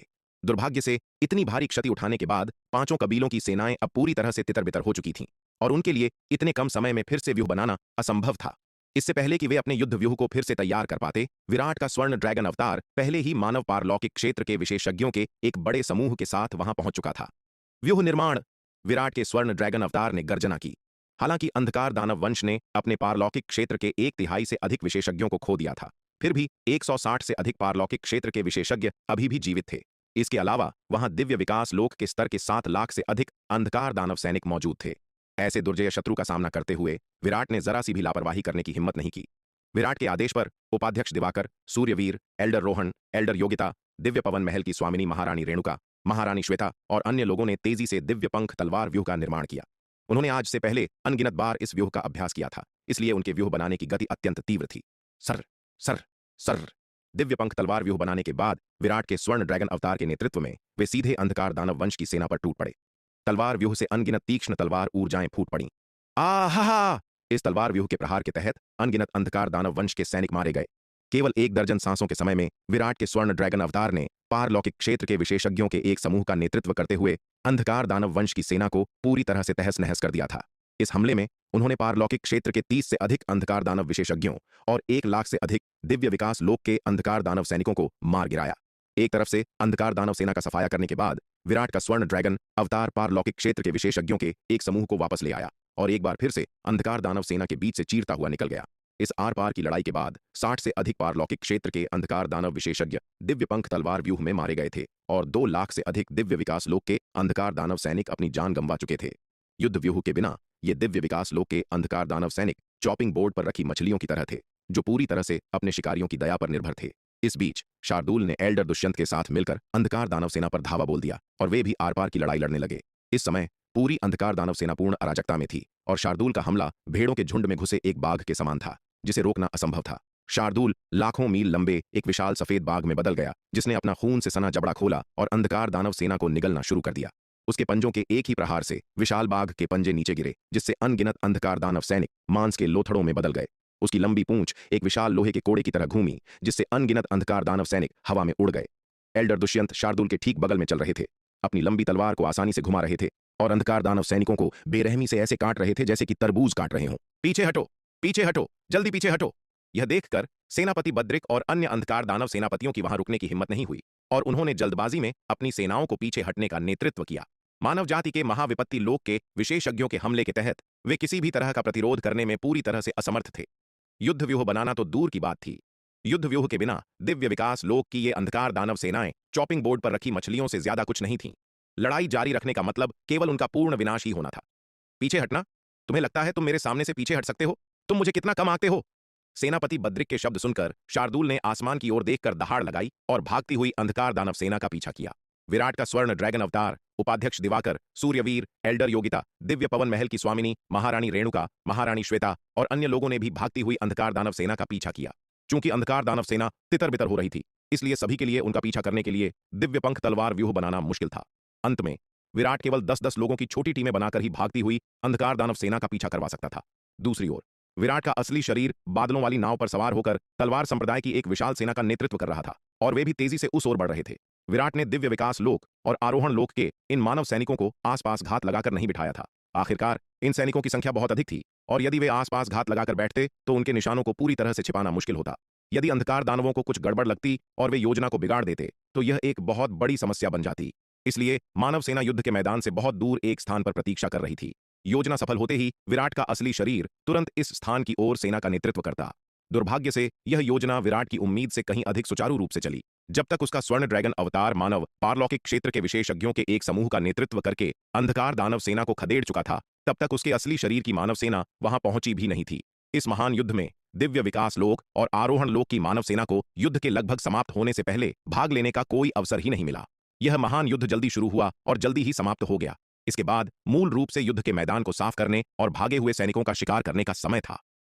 एक भीषण युद्ध के बाद सेनापति बद्रिक अंततः बाल बाल बचकर वापस अंधकार रसातल में भागने में सफल रहा। जब वह अंधकार रसातल में लौटा तो उसने पाया कि असुर सांप पहले ही लौट चुका था। असुर सांप, तू कायर नीच, मानव योद्धाओं का सामना करने पर तुझे बस भागना ही आता है। तू कलंक है, अंधकार दानव वंश के नाम पर एक धब्बा है। सेनापति बद्रिक दहाड़ा, उसकी आंखें क्रोध से लाल थीं। क्या तुझे मरना है? मैंने अभी अपनी जिंदगी पूरी तरह जी नहीं है। असुर सांप ने उसकी ओर देखते हुए उदासीन स्वर में कहा, मैंने तुझे पहले कितनी बार चेतावनी दी थी। तूने न केवल मेरी बात को नजरअंदाज किया, बल्कि मेरा लगातार मजाक उड़ाया और अपमान किया। अब जब ऐसा हो गया है तो तू किसे दोष दे सकता है? सेनापति बद्रिक, सेनापति गजेंद्र और अन्य अंधकार दानवों द्वारा बार बार अपमानित होने के बाद, हालांकि वह उन्हें फिर से चेतावनी नहीं देना चाहता था, फिर भी वह बाद की घटनाओं के दौरान सतर्क रहा। जैसे ही उसे लगा कि कुछ गड़बड़ है, वह बिना किसी हिचकिचाहट के सबसे पहले वहां से भाग निकला। जब तक विराट का स्वर्ण ड्रैगन अवतार मानव पारलौकिक क्षेत्र के विशेषज्ञों के एक समूह के साथ अंधकार दानव सेना तक पहुंचा, तब तक वह गायब हो चुका था। इसलिए हालांकि अंधकार दानव सेना को इस महान युद्ध में भारी नुकसान उठाना पड़ा, लेकिन उसे और भैरव कबीले के प्रथम विपत्ति लोक के कुछ विशेषज्ञों को ज्यादा नुकसान नहीं हुआ। सबसे गंभीर नुकसान महाकाल कबीले, अंधक कबीले और 3 अन्य कबीलों को उठाना पड़ा था। असुर सांप की बात सुनकर सेनापति बद्रिक अवाक रह गया। उसने असुर सांप का जितना तीखा मजाक और अपमान किया था, अब उसके चेहरे पर पड़ा तमाचा उतना ही दर्दनाक महसूस हो रहा था। चूंकि उन्होंने असुर सांप की सलाह पर ध्यान नहीं दिया था, अंधका कबीले के सेनापति गजेंद्र की जान जा चुकी थी। अंधकार दानव सेना के धीरे धीरे वापस अंधकार रसातल में भागने के बाद सेनापति बद्रिक ने नुकसान का आकलन किया। आकलन के बाद उसका चेहरा पीला पड़ गया। 30 से भी कम प्रथम विपत्ति लोक के अंधकार दानव वापस अंधकार रसातल में भाग पाए थे। इसके अलावा उनमें से 1/3 भैरव कबीले के पारलौकिक क्षेत्र के विशेषज्ञ थे। इस बार भैरव कबीले ने केवल 29 प्रथम विपत्ति लोक के अंधकार दानवों को मैदान में उतारा था, लेकिन उनमें से 9 वास्तव में जीवित वापस अंधकार रसातल में भाग आए थे। महाकाल, अंधक और अन्य सहित 5 कबीलों में से 20 से भी कम प्रथम विपत्ति लोक के अंधकार दानव वापस अंधकार रसातल में भाग पाए थे। यह इन 5 कबीलों को हुए विनाशकारी नुकसान को दर्शाता है। जहां तक दिव्य विकास लोक की अंधकार दानव सेना का सवाल है, नुकसान और भी भयावह था। 15 लाख दिव्य विकास लोक के अंधकार दानवों में से अंततः 2 लाख से भी कम वापस लौटे। इतने भारी नुकसान को देखकर सेनापति बद्रिक लगभग टूट गया। वह अंधकार रसातल के किनारे सुन्न खड़ा था। उसकी आंखें सूनी थीं और उसका चेहरा राख की तरह सफेद था। ऐसे विनाशकारी नुकसान के बाद वह अपने कबीले के एल्डर्स का सामना कैसे कर सकता था? अंधकार रसातल के बाहर, भाई विराट, क्या हमें आगे बढ़कर सीधे अंधकार रसातल पर हमला कर देना चाहिए ताकि अंधकार दानवों के इस गढ़ को पूरी तरह से नष्ट किया जा सके? उपाध्यक्ष दिवाकर ने उत्साहपूर्वक अपने सामने अंधकार रसातल को देखते हुए कहा। यह लड़ाई अविश्वसनीय रूप से संतोषजनक रही थी। अंधकार दानवों से लड़ने के इतने वर्षों में इतनी रोमांचक लड़ाई पहले कभी नहीं हुई थी। खुशी से अभिभूत होकर उपाध्यक्ष दिवाकर ने अपना सब कुछ दांव पर लगाकर सीधे अंधकार रसातल पर हमला करने और अंधकार दानव वंश को पूरी तरह से नष्ट करने का फैसला किया। उनके शक्ति सिंधु महाद्वीप की वर्तमान ताकत के साथ अंधकार रसातल की सुरक्षा को भेदना कोई मुश्किल काम नहीं होना चाहिए। नहीं, आइए इस लड़ाई को यहीं समाप्त करें। यह सुनकर विराट ने अपना सिर हिलाया। अंधकार रसातल का सुरक्षा व्यूह उतना सरल नहीं था जितना वह दिखाई देता था। हालांकि उनका शक्ति सिंधु महाद्वीप वास्तव में इसकी सुरक्षा को भेद सकता था, लेकिन इसके लिए अनिवार्य रूप से भारी कीमत चुकानी पड़ती। विराट के विचार में यह इसके लायक नहीं था। समय शक्ति सिंधु महाद्वीप के पक्ष में था। पर्याप्त समय दिए जाने पर शक्ति सिंधु महाद्वीप की ताकत और अधिक मजबूत होती जाएगी। जब शक्ति सिंधु महाद्वीप के पास पर्याप्त ताकत होगी, तब अंधकार रसातल को पूरी तरह से खत्म करना बहुत देर की बात नहीं होगी। तो फिर चीजों में जल्दबाजी क्यों की जाए और बिना किसी कारण अपने ही योद्धाओं का बलिदान क्यों दिया जाए? विराट तलवार संप्रदाय के प्रत्येक योद्धा के जीवन को बहुत महत्व देता था। हर लड़ाई में वह तलवार संप्रदाय के योद्धाओं के बीच हताहतों की संख्या को कम करने की पूरी कोशिश करता था। अतीत में जब शक्ति सिंधु महाद्वीप कमजोर था तो उसके पास अंधकार दानव वंश के आक्रमण के खिलाफ मरने मारने तक लड़ने के अलावा कोई विकल्प नहीं था। लेकिन अब शक्ति सिंधु महाद्वीप का पलड़ा भारी हो गया है, तो तलवार संप्रदाय के योद्धाओं को व्यर्थ में क्यों बलिदान होने दिया जाए? इसके अलावा अंधकार रसातल को बनाए रखने का एक और बड़ा फायदा है। इससे उन्हें कंटक महाद्वीप की गतिविधियों को बेहतर ढंग से समझने का मौका मिलेगा। जैसे जैसे तलवार संप्रदाय का विकास जारी रहेगा, उन्हें अनिवार्य रूप से एक दिन कंटक महाद्वीप का आमना सामना करना ही होगा। इस चैनल के माध्यम से कंटक महाद्वीप के बारे में लगातार जानकारी जुटाने से उन्हें कंटक महाद्वीप के सबसे मजबूत कबीले कपाल कबीले से निपटने में बहुत मदद मिलेगी। यदि वे अभी अंधकार रसातल को भेद देते हैं और कंटक महाद्वीप से जुड़ने वाले स्थानिक मार्ग को नष्ट कर देते हैं, तो वे कंटक महाद्वीप के साथ अपने संपर्क से पूरी तरह कट जाएंगे। वे कंटक महाद्वीप की स्थिति और हरकतों के बारे में पूरी तरह से अनजान रह जाएंगे। क्या होगा अगर कंटक महाद्वीप की सेना बाहरी अंतरिक्ष से हमला कर दे और उन्हें पूरी तरह से अप्रस्तुत पकड़ ले? इसके अलावा इस स्थानिक मार्ग को बनाए रखने से अंधकार दानव कबीले लगातार यहां लोगों को वध के लिए भेज सकेंगे। इससे कंटक महाद्वीप पर अंधकार दानवों की ताकत भी धीरे धीरे कमजोर होगी। इन बातों को ध्यान में रखते हुए विराट ने अंततः अंधकार रसातल को संरक्षित करने का निर्णय लिया। विराट की बात सुनकर उपाध्यक्ष दिवाकर ने आगे कुछ नहीं कहा। उसने केवल सहज रूप से यह सुझाव दिया था। अंतिम निर्णय विराट के हाथों में ही था। वह पहले ही विराट को अपना नेता मान चुका था। शक्ति सिंधु महाद्वीप का भविष्य का विकास अभी भी विराट के नेतृत्व पर ही निर्भर था। स्वभाव, ज्ञान, रणनीति और मार्शल आर्ट की प्रतिभा के मामले में विराट उससे कहीं आगे था। पहले जब विराट कमजोर था तब वह दांव संघ का नेतृत्व करने के लिए आगे आता था और विराट के तलवार संप्रदाय के साथ सहयोग करता था। लेकिन अब वह स्वेच्छा से पीछे हट गया था और पूरे शक्ति सिंधु महाद्वीप का नेतृत्व विराट को सौंप दिया था। कुछ महत्वपूर्ण मामलों में वह केवल सुझाव देता था और विराट के फैसलों में हस्तक्षेप नहीं करता था। अंधकार दानव सेना को वापस अंधकार रसातल में खदेड़ने के बाद विराट ने युद्ध के परिणामों का आकलन करना शुरू किया। मालसूची की समीक्षा करने पर विराट ने पाया कि प्रथम विपत्ति लोक के 240 से अधिक अंधकार दानव विशेषज्ञ मारे गए थे और दिव्य विकास लोक के लगभग 13 लाख अंधकार दानवों का सफाया कर दिया गया था। इतनी बड़ी जीत ने पूरे शक्ति सिंधु महाद्वीप में सनसनी फैला दी। इसके अलावा इस लड़ाई में शक्ति सिंधु महाद्वीप को जो नुकसान हुआ वह न के बराबर था।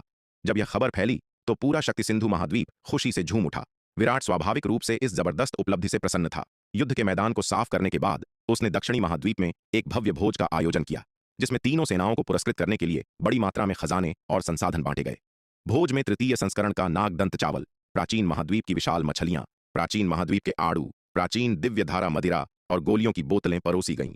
भोज में इतने सारे खजाने रखे हुए देखकर उपाध्यक्ष दिवाकर, एल्डर दुष्यंत, एल्डर रणविजय और एल्डर रोहन जैसे पुराने बुजुर्गों की आंखें भी चमक उठीं और उनके मुंह में पानी आ गया। इनमें से प्रत्येक खजाने को प्राप्त करने के लिए काफी युद्ध गुणों की आवश्यकता होती थी, लेकिन आज विराट ने उन्हें भोज में सजा दिया था, जिससे उन्हें जी भरकर खाने पीने की अनुमति मिल गई थी। ऐसा अवसर अविश्वसनीय रूप से दुर्लभ था। इसलिए ये पुराने लोग संकोच के सभी दिखावों को त्यागते हुए भोजन के लिए पागलों की तरह टूट पड़े। वे सब कुछ निगल गए और उनका मन बस सब कुछ खा जाने का था। दुर्भाग्य से एक बार में उनके खाने की क्षमता सीमित थी और जल्द ही वे इतने भर गए कि आगे खाना उनके लिए असंभव हो गया। चाहे वह तृतीय संस्करण का नागदंत चावल हो, प्राचीन महाद्वीप की विशाल मछलियां हों या प्राचीन महाद्वीप के आड़ू हों, उनमें मौजूद ऊर्जा असीम थी। यहां तक कि महाविपत्ति लोक के विशेषज्ञों के लिए भी वे एक बार में जितनी मात्रा खा सकते थे वह सीमित थी। आखिरकार हर कोई शार्दुल तो नहीं हो सकता। शार्दुल थोड़े ही समय में अपनी पाचन क्षमता से कहीं अधिक भोजन कर सकता है। जब तक यह उसके शरीर की सहन शक्ति सीमा से अधिक नहीं होता, शार्दुल सब कुछ खा सकता है। जब उपाध्यक्ष दिवाकर, एल्डर दुष्यंत, एल्डर रोहन और अन्य लोग ज्यादा खाने के कारण अपनी कुर्सियों पर लुढ़क गए थे, तब भी शार्दुल दावत उड़ा रहा था। यह देखकर हर किसी को ईर्ष्या महसूस हुई और वे कामना करने लगे कि काश उन्हें भी जन्म से शार्दुल जैसा पेट मिला होता, जो असीमित मात्रा में भोजन निगलने में सक्षम प्रतीत होता था। कंटक महाद्वीप, भैरव कबीला।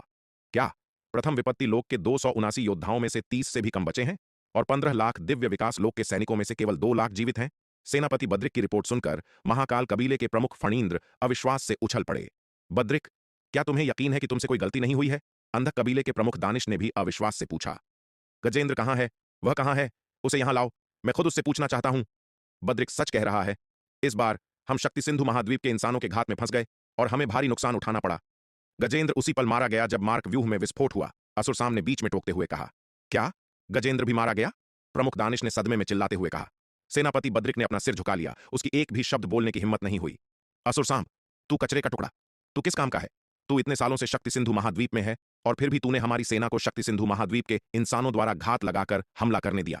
अपने शुरुआती सदमे के बाद प्रमुख दानिश ने असुरसाम को पकड़ लिया और उस पर घूरते हुए गुस्से से दहाड़ा। मैंने उन्हें बार बार चेतावनी दी थी, लेकिन उन्होंने मेरी एक नहीं सुनी। इसमें मेरी क्या गलती है? असुर सांब ने पलटकर जवाब दिया, तू बेकार कचरा, मैं तुझे मार डालूंगा।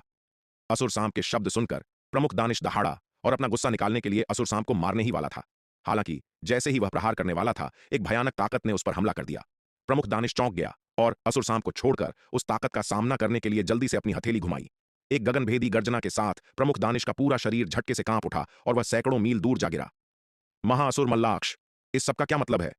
प्रमुख दानिश ने घूर कर देखा, यह महसूस करते हुए कि जिसने उस पर हमला किया था वह कोई और नहीं बल्कि भैरव कबीले का प्रमुख महाअसुर मल्लाक्ष था। वह हैरान और क्रोधित दोनों था और चिल्लाया, दानिश, तूने मेरे सामने मेरे आदमी को मारने की कोशिश की, क्या तुझे लगता है कि मेरा कोई वजूद नहीं है? महाअसुर मल्लाक्ष ने प्रमुख दानिश की ओर देखते हुए ठंडे स्वर में कहा, हम्फ, ऐसे बेकार कचरे का क्या फायदा अगर उसे मारा न जाए? प्रमुख दानिश ने गुस्से में पलटकर जवाब दिया। इस बार उनके अंधक कबीले को विनाशकारी नुकसान उठाना पड़ा था। जब से अंधक कबीले का अस्तित्व शुरू हुआ था, तब से उन्होंने कभी इतना भारी नुकसान नहीं उठाया था। उनके सेनापति और सेना लगभग पूरी तरह से नष्ट हो चुके थे। इस भारी नुकसान ने प्रमुख दानिश को लगभग पागल कर दिया था। क्या तूने मुझे नहीं सुना? असुर सांब ने बद्रिक और गजेंद्र को कई बार चेतावनी दी थी, लेकिन उन्होंने उसकी सलाह पर ध्यान नहीं दिया, जिसके कारण यह आपदा आई। अगर तू किसी को दोष देना चाहता है तो बद्रिक और गजेंद्र को दे। उन्होंने इस गंभीर नुकसान का कारण बनाया है, न कि असुर सांब ने। अगर तू अपना गुस्सा निकालना चाहता है तो बद्रिक और गजेंद्र को मार डाल, किसी निर्दोष असुर सांब पर अपना गुस्सा मत उतार। महाअसुर मल्लाक्ष ने ठंडे स्वर में कहा। यदि असुर सांब को उसके सामने प्रमुख दानिश द्वारा मार दिया जाता तो वह भैरव कबीले के प्रमुख के रूप में अपना चेहरा कहां छिपाता? भले ही असुर सांब की कोई गलती न हो, फिर भी उसे अपनी जान की रक्षा करनी ही थी। अन्यथा भैरव कबीले में उसका क्या अधिकार रह जाएगा? वह कैसे सम्मान प्राप्त कर सकेगा? इसके अलावा हालांकि सहयोगी सेनाओं को भारी नुकसान उठाना पड़ा था, लेकिन महाअसुर मल्लाक्ष को केवल क्रोध ही नहीं महसूस हुआ। इसके विपरीत उसने राहत और आत्मसंतुष्टि की भावना महसूस की। यदि इस सहयोगी सेना ने आसानी से शक्ति सिंधु महाद्वीप पर विजय प्राप्त कर ली होती तो उसे शर्मिंदगी महसूस हो सकती थी, क्योंकि यह उसके भैरव कबीले की अक्षमता को दर्शाता, जिसके कारण उन्हें पहले भारी नुकसान उठाना पड़ा था। लेकिन अब महाकाल, अंधक और 3 अन्य कबीलों को भैरव कबीले के समान ही भाग्य का सामना करना पड़ा था। यहां तक कि अंधक कबीले का नुकसान भैरव कबीले से भी अधिक था। अब इन कबीलों को भैरव कबीले का मजाक उड़ाने का क्या अधिकार था? पहले शक्ति सिंधु महाद्वीप के खिलाफ भैरव कबीले के सैन्य अभियानों के परिणाम स्वरूप भारी नुकसान हुआ था। उन परिस्थितियों में भैरव कबीले के लिए सबसे बड़ा खतरा खुद शक्ति सिंधु महाद्वीप नहीं था, बल्कि 5 पड़ोसी कबीले थे। यदि भैरव कबीला शक्ति सिंधु महाद्वीप से वापस आ जाता तो ये 5 पड़ोसी कबीले आसानी से उनके खिलाफ विभाजन अभियान शुरू कर सकते थे। लेकिन अब इन 5 कबीलों को भी शक्ति सिंधु महाद्वीप में भारी नुकसान उठाना पड़ा था, जिससे उनके पास भैरव कबीले का विभाजन करने की न तो क्षमता थी और न ही कोई बहाना। भैरव कबीले के सामने आने वाला बाहरी खतरा वास्तव में इसके परिणाम स्वरूप समाप्त हो जाएगा, जिससे महाअसुर मल्लाक्ष बेहद खुश था। इससे पहले वह असुर सांब को बहुत नापसंद करता था, क्योंकि असुर सांब ने भैरव कबीले को शक्ति सिंधु महाद्वीप पर भारी नुकसान पहुंचाया था। लेकिन इस घटना के बाद उसे असुर सांब बहुत अधिक स्वीकार्य लगा। ठीक है, बहस करना बंद करो। महाअसुर मल्लाक्ष और प्रमुख दानिश के बीच के झगड़े को देखकर महाकाल कबीले के प्रमुख फणींद्र खुद को बोलने से नहीं रोक पाए। अब बात यह नहीं है कि कौन जिम्मेदार है, बल्कि यह है कि हम क्या करें। हम और क्या कर सकते हैं? हमारी सहयोगी सेनाओं को इतना भारी नुकसान उठाना पड़ा है, हम और क्या कर सकते हैं? क्या हमारे पास अभी भी शक्ति सिंधु महाद्वीप पर हमला करने की क्षमता है? अगर मुझे पता होता कि ऐसा होगा तो मुझे तुम्हारी मांगों से सहमत नहीं होना चाहिए था। तुम कमीने मल्लाक्ष, तुम्हें जो करना है करो, मैं अब और कुछ नहीं करूंगा। प्रमुख दानिश गुस्से से दहाड़ा। उसकी आंखें लाल थीं। दानिश, शांत हो जाओ, जल्दबाजी में कोई काम मत करो। क्या तुम्हें लगता है कि हमारे पास अब बाहर निकलने का कोई रास्ता है? प्रमुख फणींद्र ने उसकी ओर देखा और गहरी आवाज में कहा, फणींद्र, तुम्हारा इससे क्या मतलब है? क्या तुम मुझे धमकी दे रहे हो? प्रमुख फणींद्र की बात सुनकर प्रमुख दानिश ने भौहें सिकोड़ी। प्रमुख फणींद्र की ओर देखा और गुस्से में कहा, मैं तुम्हें धमकी नहीं दे रहा हूं, बल्कि केवल एक तथ्य बता रहा हूं। प्रमुख फणींद्र ने कहा, अब जब तुम्हारे अंधक कबीले को इतना भारी नुकसान हुआ है, तो क्या तुम्हें लगता है कि तुम्हारे अंधक कबीले के आसपास के कबीले उदासीन रहेंगे? अंधकार दानव लोक कभी भी एक शांतिपूर्ण जगह नहीं रही है। इसके विपरीत विभिन्न कबीलों के बीच भयंकर प्रतिस्पर्धा है। अंधकार दानव लोक में कबीलों का विलय एक आम बात है। कंटक महाद्वीप पर वर्तमान स्थिति विभिन्न कबीलों के बीच अनगिनत वर्षों के संतुलन का परिणाम है। जैसे ही किसी एक कबीले की शक्ति में परिवर्तन होगा, यह संतुलन तुरंत टूट जाएगा। भारी नुकसान उठाने वाला कबीला तुरंत अन्य कबीलों की ललचाई नजरों को आकर्षित करेगा। पिछला भैरव कबीला इसका सबसे अच्छा उदाहरण है, और अब यह स्थिति उन पर भी आ पड़ी है। वे भी भैरव कबीले के समान स्थिति का सामना करने वाले थे, जिन पर आसपास के कबीले लालच भरी नजर रखते थे। प्रमुख फणींद्र की बात सुनकर प्रमुख दानिश अवाक रह गया। वह मूर्ख नहीं था, वह अंधकार दानव लोक के नियमों को समझता था। उसका पिछला आक्रोश केवल क्रोध से प्रेरित निर्णय की एक क्षणिक भूल थी। अब प्रमुख फणींद्र द्वारा याद दिलाए जाने पर वह समझ गया कि उनके पास बाहर निकलने का कोई रास्ता नहीं था। तो फिर तुम क्या सुझाव देते हो? प्रमुख दानिश ने आक्रोशित होकर पूछा। हम सब अब इसमें एक साथ हैं। हमारे कबीले के बचने और अन्य कबीलों द्वारा निगले जाने से बचने का एकमात्र तरीका एक साथ आना और गठबंधन बनाना है, प्रमुख फणींद्र ने कहा। प्रमुख फणींद्र के शब्द बुद्धिमानी से भरे हैं। मुझे कोई आपत्ति नहीं है। महाअसुर मल्लाक्ष ने तुरंत उत्तर दिया। वह स्वाभाविक रूप से प्रमुख फणींद्र के सुझाव के लिए उत्सुक था। 6 कबीलों में से भैरव कबीले को सबसे गंभीर नुकसान उठाना पड़ा था। महाकाल और अंधका कबीलों, साथ ही 2 अन्य ने इस अभियान में भारी नुकसान उठाया, लेकिन कम से कम उन्होंने अपनी आरोहण लोक की सेनाओं को तैनात नहीं किया था। उनका नुकसान दिव्य विकास लोक के सैनिकों और बड़ी संख्या में प्रथम विपत्ति लोक के जनरलों तक ही सीमित था। हालांकि शक्ति सिंधु महाद्वीप के खिलाफ कई युद्धों में भैरव कबीले ने अपनी आरोहण लोक की सेना को लगभग पूरी तरह से नष्ट कर दिया था। 6 कबीलों में भैरव कबीला अभी भी सबसे कमजोर था। सौभाग्य से इसके प्रमुख ने कुछ साल पहले चतुर्थ विपत्ति लोक में प्रवेश कर लिया था, जिससे प्रमुख फणींद्र और प्रमुख दानिश कुछ हद तक सतर्क हो गए थे। अन्यथा वे क्रोध के आवेश में भैरव कबीले को नष्ट करने के लिए सेना में शामिल हो सकते थे। महाअसुर मल्लाक्ष के शब्द सुनकर प्रमुख फणींद्र ने उसकी ओर देखा। उसे कड़वाहट महसूस हुई। उसने मूल रूप से सोचा था कि महाकाल कबीले को शक्ति सिंधु महाद्वीप के खिलाफ इस अभियान में बड़ा लाभ मिलेगा, लेकिन अप्रत्याशित रूप से उन्हें कुछ भी हासिल नहीं हुआ और इसके बजाय वे एक बड़े जाल में फंस गए। जब से महाकाल कबीले का अस्तित्व शुरू हुआ था, यह यकीनन उसके इतिहास का सबसे विनाशकारी नुकसान था। प्रमुख फणींद्र के लिए महाअसुर मल्लाक्ष से नफरत न करना असंभव था। अपने सामने खड़े इस बूढ़े आदमी को देखकर वह बस उसे जिंदा निगल जाना चाहता था। हालांकि यह बूढ़ा आदमी अब चतुर्थ विपत्ति लोक का विशेषज्ञ था, जिसके साथ खिलवाड़ नहीं किया जा सकता था। और महाअसुर मल्लाक्ष के लिए गहरी नफरत होने के बावजूद वह जल्दबाजी में कोई कदम उठाने की हिम्मत नहीं कर सका। इसके अलावा हमें यह पता लगाना होगा कि शक्ति सिंधु महाद्वीप के साथ क्या चल रहा है। प्रमुख फणींद्र ने सभी को देखा और अंत में अपनी नजर महाअसुर मल्लाक्ष पर टिका दी। उसने गहरी आवाज में कहा, प्रमुख मल्लाक्ष, आपने पहले हमें जो जानकारी दी थी वह यह दर्शाती थी कि शक्ति सिंधु महाद्वीप इतना शक्तिशाली होने से बहुत दूर था। 100 से अधिक प्रथम विपत्ति लोक के योद्धा अचानक कैसे प्रकट हो सकते हैं? प्रमुख मल्लाक्ष, कृपया हमें बताएं। सच तो यह है कि भले ही शक्ति सिंधु महाद्वीप में 100 से अधिक प्रथम विपत्ति लोक के योद्धा हों, फिर भी यह 6 कबीलों की संयुक्त सेना के लिए कोई बड़ा खतरा नहीं होगा। सामान्य परिस्थितियों में प्रथम विपत्ति लोक के इन 100 से अधिक योद्धाओं को 6 कबीलों की शक्तिशाली संयुक्त सेना द्वारा आमने सामने की लड़ाई में पूरी तरह से कुचल दिया जाना चाहिए था, लेकिन अंत में उनकी सहयोगी सेनाएं ही हार गईं। यह युद्ध यकीनन एक पूरी तरह से अस्पष्ट हार थी। शक्ति सिंधु महाद्वीप से निपटने के लिए उन्हें सबसे पहले इसकी वास्तविक प्रकृति को समझने की आवश्यकता थी। असुर सांब, तुम इसे संभालो। प्रमुख फणींद्र की बात सुनकर महाअसुर मल्लाक्ष अपने बगल में खड़े असुर सांब की ओर मुड़ा।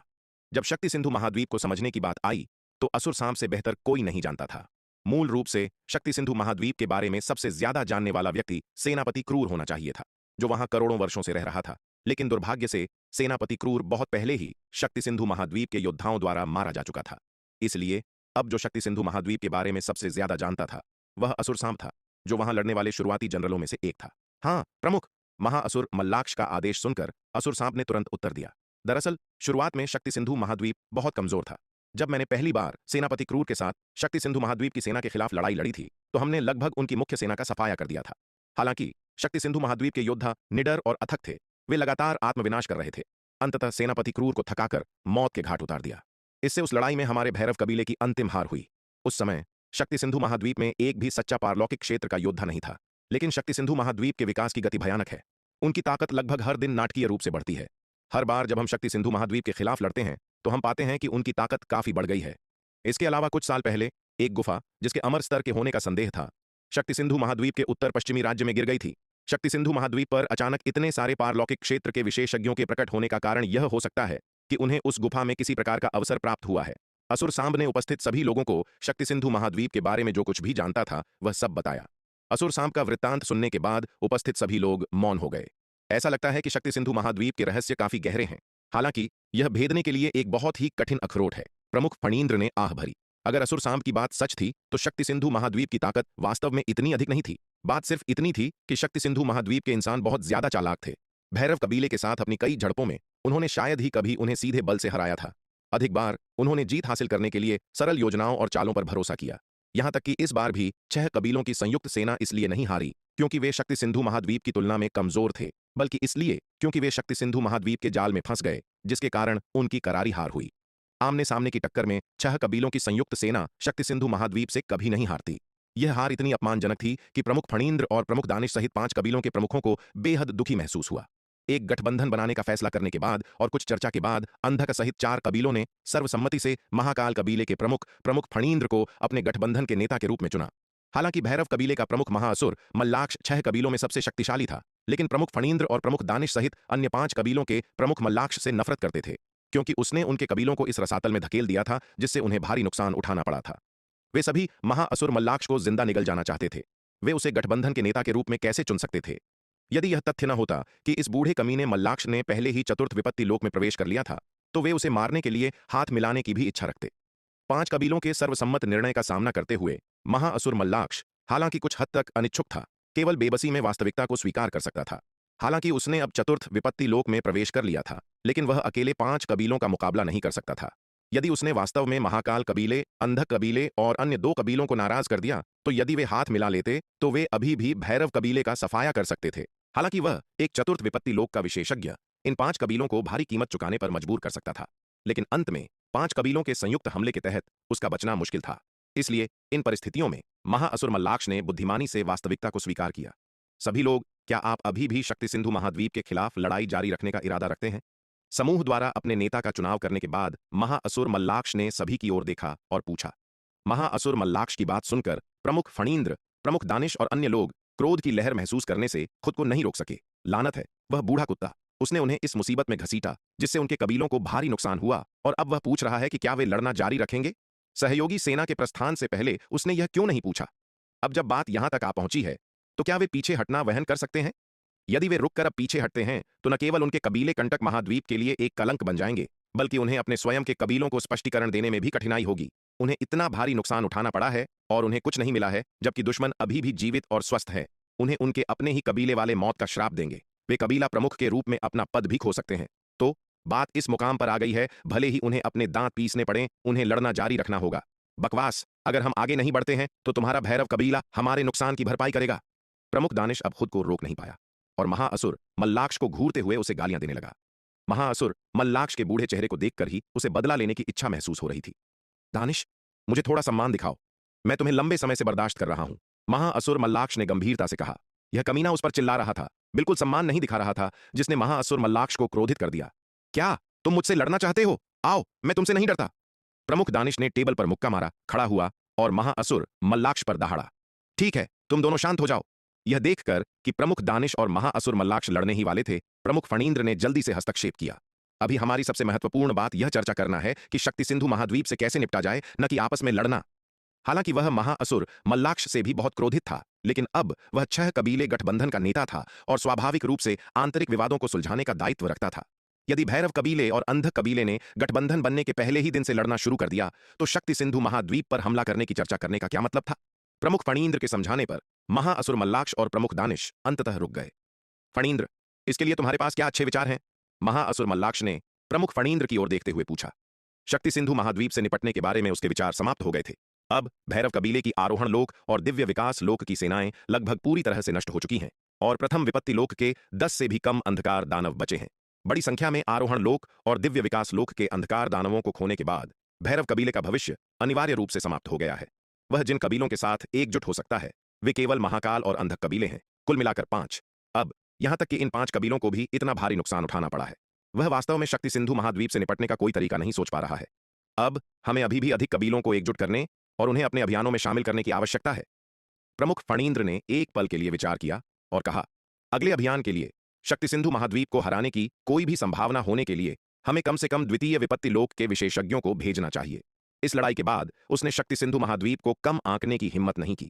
हालांकि शक्ति सिंधु महाद्वीप के पास वर्तमान में प्रथम विपत्ति लोक के 100 से अधिक योद्धा हैं, लेकिन कौन जानता है कि अगली बार जब वे कार्रवाई करेंगे तो कितने और विशेषज्ञ सामने आएंगे। इसलिए सबसे सुरक्षित काम यह है कि द्वितीय विपत्ति लोक के अंधकार दानवों को भी भेजा जाए।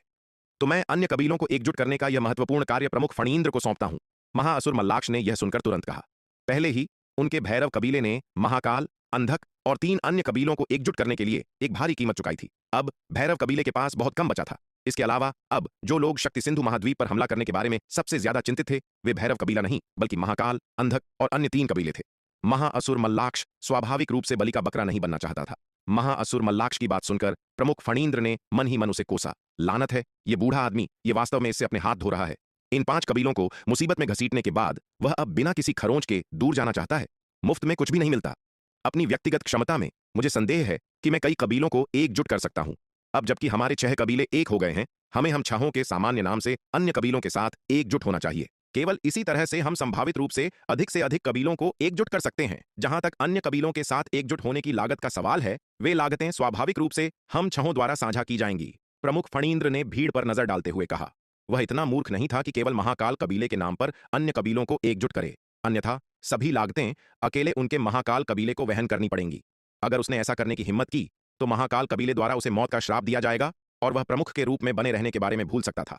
महाकाल कबीले का महा एल्डर कालकेय लंबे समय से उसके प्रमुख पद पर नजर गड़ाए हुए था और उसे बेनकाब करने के अवसर की प्रतीक्षा कर रहा था। एक चालाक बूढ़े लोमड़ी के रूप में जो अनगिनत वर्षों से जीवित था, प्रमुख फणींद्र कभी भी इतनी निम्न स्तरीय गलती नहीं करेगा। प्रमुख फणींद्र के प्रस्ताव पर किसी ने आपत्ति नहीं जताई।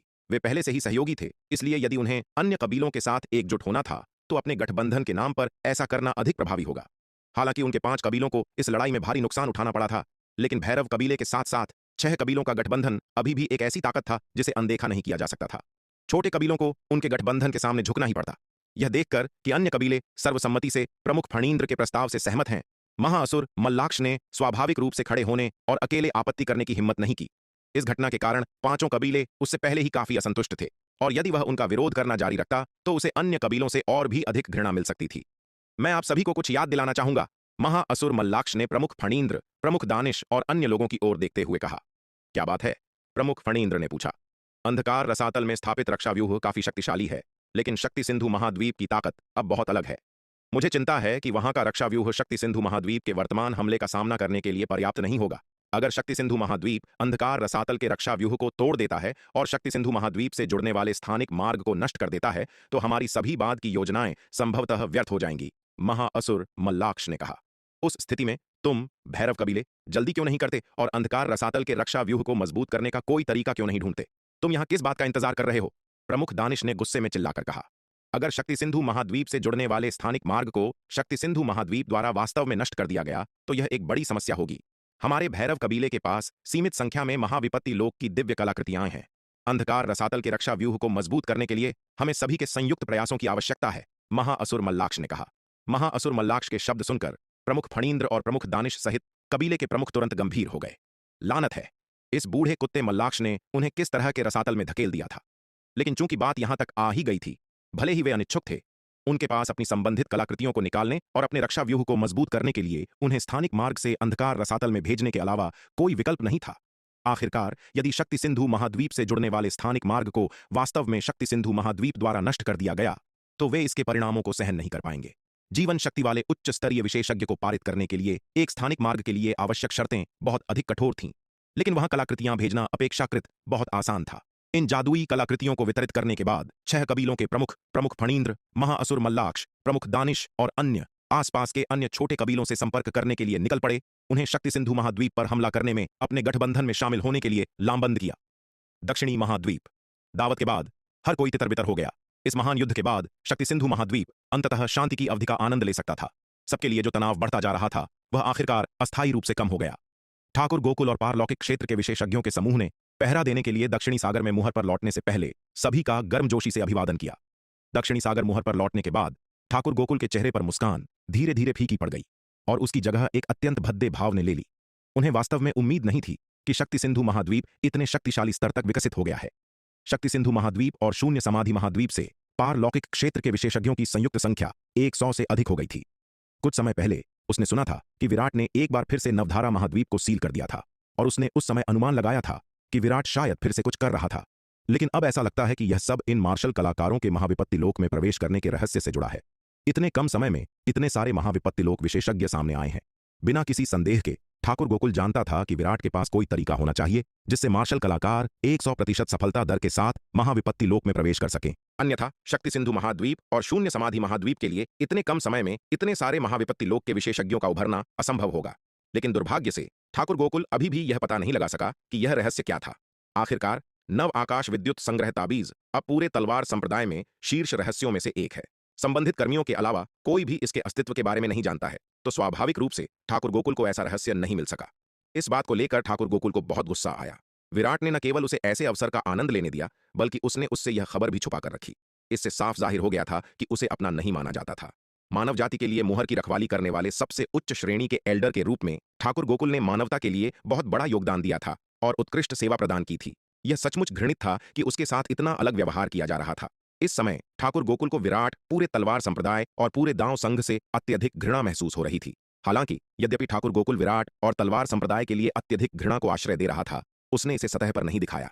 वह अच्छी तरह जानता था कि तलवार संप्रदाय की वर्तमान ताकत के साथ उसका उनके खिलाफ कोई मौका नहीं था। यदि वह विराट का विरोध करता है तो विराट उसे चींटी की तरह आसानी से कुचल सकता है। उसे अब जो करने की जरूरत थी वह था सहन करना और विराट और तलवार संप्रदाय के खिलाफ जवाबी कार्रवाई करने के अवसर की प्रतीक्षा करना। कई साल पहले स्वर्ग से परे के मार्शल कलाकारों के कई समूह शक्ति सिंधु महाद्वीप पर उतरे और सप्त खड्ग अमर भवन में प्रवेश किया। कहा जाता था कि स्वर्ग से परे के ये मार्शल कलाकार अत्यंत शक्तिशाली थे। जब उसका सामना इन अलौकिक योद्धाओं से फिर होता है तो उसे उनसे संपर्क करने और तलवार संप्रदाय के रहस्यों को उजागर करने का अवसर खोजने की आवश्यकता होती है। एक बार जब ये अलौकिक योद्धा तलवार संप्रदाय के रहस्य जान लेंगे तो वे अनिवार्य रूप से इसके लिए एक तीव्र इच्छा विकसित करेंगे। उस समय यह विराट और तलवार संप्रदाय से बदला लेने का उसका मौका होगा। हालांकि उससे पहले उसे धैर्यवान और विवेकपूर्ण बने रहना चाहिए और विराट और तलवार संप्रदाय को उससे निपटने के लिए कोई बहाना नहीं देना चाहिए। दक्षिणी सागर में मुहर ही उसकी सबसे अच्छी सुरक्षा है। जब तक वह लगन से इस जगह की रखवाली करता रहेगा वह मानव जाति का एक मेधावी एल्डर बना रहेगा और विराट उस पर आसानी से हमला करने की हिम्मत नहीं करेगा। विराट, वह ठाकुर गोकुल कोई अच्छा इंसान नहीं लगता, उसके दिखावे के झांसे में मत आना। एल्डर योगिता ने ठाकुर गोकुल को जाते हुए देखते हुए विराट से कहा। वह बूढ़ा आदमी भेद्दाश की खाल में एक चालाक भेड़िया है। इसके अलावा जबकि वह खुद को मानव जाति के लिए मुहर की रखवाली करने वाले एक मेधावी एल्डर के रूप में प्रस्तुत करता है, उसने अंधकार दानव वंश के खिलाफ एक भी लड़ाई में भाग नहीं लिया है। एल्डर योगिता अध्यक्ष जनार्दन, एल्डर कुणाल और एल्डर जयदेव जैसे एल्डर्स की गहराई से प्रशंसा करती हैं जो वास्तव में मानव जाति के लिए समर्पित हैं। सेनापति क्रूर और अंधकार दानव वंश की सेना के खिलाफ लड़ाई के दौरान अध्यक्ष जनार्दन, एल्डर कुणाल, एल्डर जयदेव और अन्य मानव एल्डर्स ने सेनापति क्रूर को मारने के लिए निस्वार्थ रूप से अपना बलिदान दिया, पीड़ा दी। लेकिन मुहर की रक्षा करने की आवश्यकता का बहाना बनाकर ठाकुर गोकुल अंधकार दानव वंश की सेना से लड़ने के लिए अग्रिम पंक्ति में नहीं आया। इसके बजाय वह मुहर के पास पीछे छिप गया और जीवन व्यतीत कर रहा था। यदि यह केवल एक बार होता तो इसे व्यापक भलाई के लिए उसके विचार और अपमान सहने की उसकी इच्छा द्वारा समझाया जा सकता था।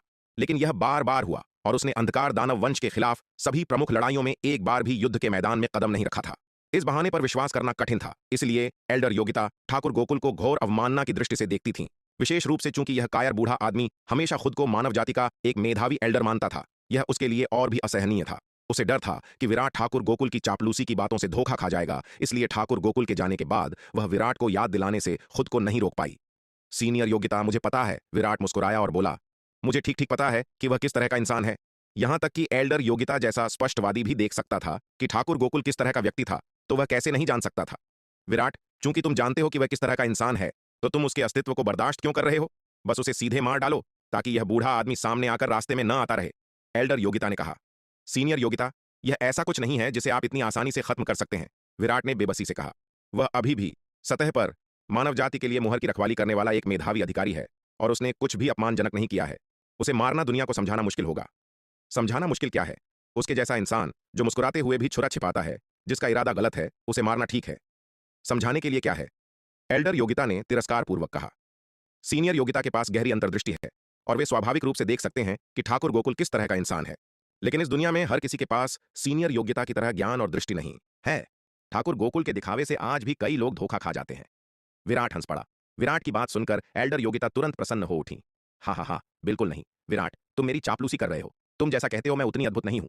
एल्डर योगिता ने विराट का कंधा थपथपाया और जोर से हंसने से खुद को नहीं रोक पाई। यद्यपि वह विनम्रतापूर्वक बोल रही थी, उसकी चहकती मुस्कान से पता चलता था कि वह विराट की प्रशंसा से कितनी प्रसन्न थी। एल्डर विदुषी आत्मसंतुष्ट एल्डर योगिता को देखकर अवाक रह गई। अगर विराट अपनी जूनियर बहन पर मीठे शब्दों की बौछार कर दे तो वह शायद दिलो दिमाग से पूरी तरह बहक जाएगी। विराट, क्या तुम कह रहे हो कि हम सब अंधे हैं और हम में ज्ञान की कमी है? एल्डर विदुषी ने विराट की ओर देखा और कहे बिना नहीं रह सकी। वह इस आदमी को सच में अपनी जूनियर बहन को मूर्ख नहीं बनाने दे सकती थी। इसलिए एल्डर योगिता को विराट की चापलूसी में इतनी आसानी से बहकते देख वह व्यंग्यात्मक ढंग से बोलने से खुद को रोक नहीं पाई। एल्डर विदुषी के शब्द सुनकर विराट का चेहरा कठोर हो गया। धत तेरे की। सीनियर विदुषी, मैंने आपसे कुछ कब कहा? क्या आप जानबूझकर लड़ाई मोल ले रही हैं?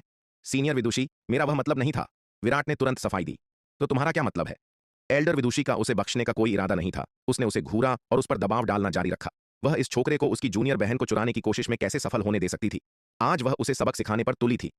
अरे नहीं सीनियर विदुषी, आप ज्यादा सोच रही हैं। विराट तो बस यूं ही कह रहा था। आप इसे इतना व्यक्तिगत रूप से क्यों ले रही हैं? इससे पहले कि विराट आगे स्पष्ट कर पाता, एल्डर योगिता उसका बचाव करने के लिए बोल पड़ी थी। मैं उससे पूछ रही हूं, तुमसे नहीं। तुम्हें उसके लिए स्पष्टीकरण देने की इतनी जल्दी क्यों है? एल्डर योगिता की बात सुनकर एल्डर विदुषी ने चिढ़कर कहा। यह छोटी डायन सचमुच सम्मोहित हो चुकी है। वह उसके बारे में बात नहीं कर रही थी। वह इतनी जल्दी स्पष्टीकरण देने के लिए क्यों कूद पड़ी? अरे नहीं सीनियर विदुषी, क्या आप जानबूझकर मेरे लिए चीजें मुश्किल नहीं कर रही हैं? क्या आपको लगता है कि विराट एक ईमानदार व्यक्ति है जिसे धमकाना आसान है, इसलिए आप उसे धमकाने की सोच रही हैं? हालांकि एल्डर योगिता बिल्कुल भी पीछे नहीं हटी और विराट के पक्ष में खड़ी रही। उसे एक ईमानदार व्यक्ति जिसे धमकाना आसान है? एल्डर योगिता के शब्द सुनकर एल्डर विदुषी सचमुच चकित और हताश थी। अगर विराट भी कोई ईमानदार इंसान था तो दुनिया में कोई बेईमान इंसान था ही नहीं। यह बच्चा लगभग राक्षसी रूप से चालाक था, बुरी नीयत से भरा हुआ था। इन वर्षों में कितनी शक्तिशाली ताकतें इसके हाथों गिरी हैं। क्या तुम जानबूझकर मूक अभिनय कर रही थी? वरुण महल और पशुपालन संप्रदाय से लेकर 3 प्राचीन कबीलों के ठाकुर और जयपाल परिवारों तक, दांव संघ के आत्मसमर्पण गुट, शक्ति सिंधु महाद्वीप के रक्तजीवियों और अंधकार दानव वंश तक, क्या तुमने नहीं देखा कि ये शक्तिशाली दुश्मन इस बच्चे द्वारा कितनी बुरी तरह से ठगे गए थे?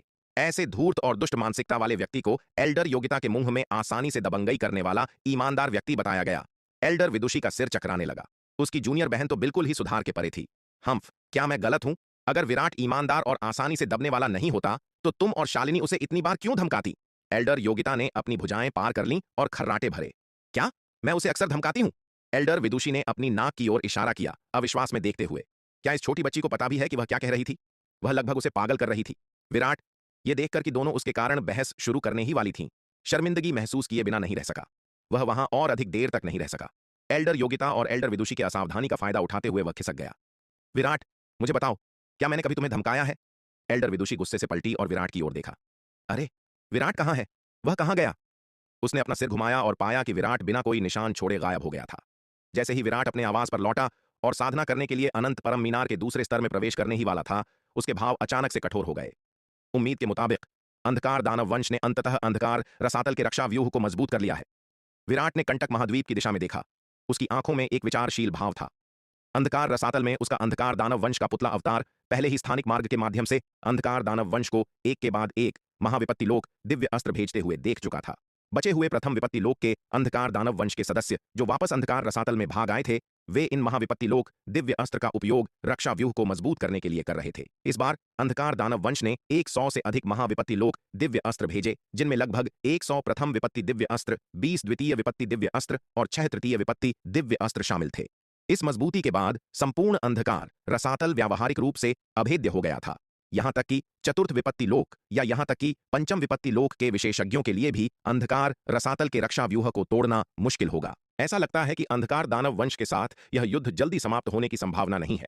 अंधकार दानव वंश का गढ़ अंधकार रसातल है, जिससे शक्ति सिंधु महाद्वीप के लिए उनके रक्षा व्यूह को भेदना मुश्किल हो जाता है। शक्ति सिंधु महाद्वीप के पक्ष में अंधकार पर्वत को घेरने वाली महाव्यूहों की दीवार है। यह महाव्यूहों की दीवार अब लगभग पूरी हो चुकी है। एक बार समाप्त होने के बाद इसकी दुर्जय रक्षात्मक शक्ति अंधकार रसातल की रक्षा शक्ति को पार कर जाएगी, यदि उससे अधिक नहीं हुई तो। इसलिए अंधकार दानव वंश के लिए महाव्यूहों की दीवार को भेदना और शक्ति सिंधु महाद्वीप पर आक्रमण करना आसान नहीं होगा। यह युद्ध एक लंबा और खींचा हुआ संघर्ष होना तय है। हालांकि जब तक युद्ध अंधकार पर्वत के भीतरी भाग तक सीमित रहेगा और शक्ति सिंधु महाद्वीप के अन्य भागों में नहीं फैलेगा, तब तक विराट को डरने की कोई बात नहीं है। अधिक से अधिक वह अंधकार पर्वत को शक्ति सिंधु महाद्वीप के मार्शल कलाकारों के लिए एक प्रशिक्षण मैदान के रूप में उपयोग करेगा। अंधकार दानव वंश के एक धारदार पत्थर के रूप में होने से शक्ति सिंधु महाद्वीप की विकास दर को तेज किया जा सकता है। मध्य महाद्वीप, दांव संघ मुख्यालय। सीनियर हिमशिखा, आप इतनी तेजी से क्यों भाग रही हैं? भोज अभी खत्म नहीं हुआ है।